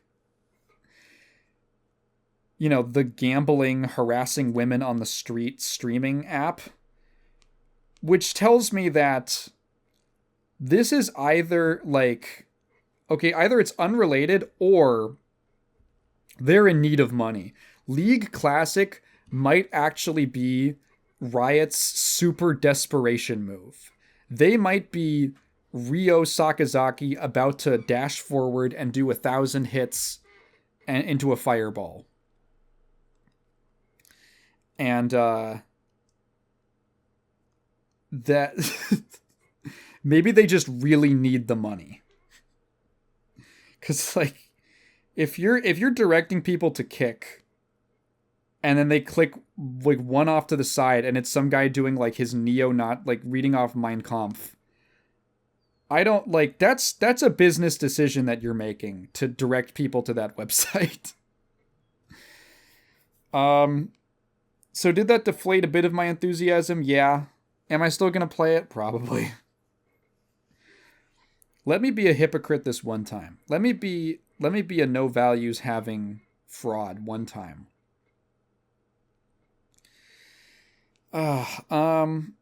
I think I'm going to call this to a close. I got to actually leave in a bit to go to the card store. So I need to like put pants on and stuff. But this has been fun. It's been a good time. Thank you so much for listening. I actually had a little extra stuff I wanted to talk about, but I got to cut this short. And you know what? I can talk about it later. On a later episode. Because I'm not done with it. Kat and I have been watching The Venture Brothers. And I'm enjoying it a lot. We're like a little the ways through season 4. So maybe by the next time I record, we'll have gotten through more of it. And I'll share some more thoughts. But I enjoy it quite a bit. It's a great show. If you've been listening this far, thank you for listening to me ramble. If you have any questions, leave them down in the comments below. But please leave them in the form of a question, because I'm not just going to read all of your thoughts out loud. You can go support me on Patreon. I also have a coffee if you want to make more of a one-time donation. And you can go check out the most recent video on Yellow Magic Orchestra.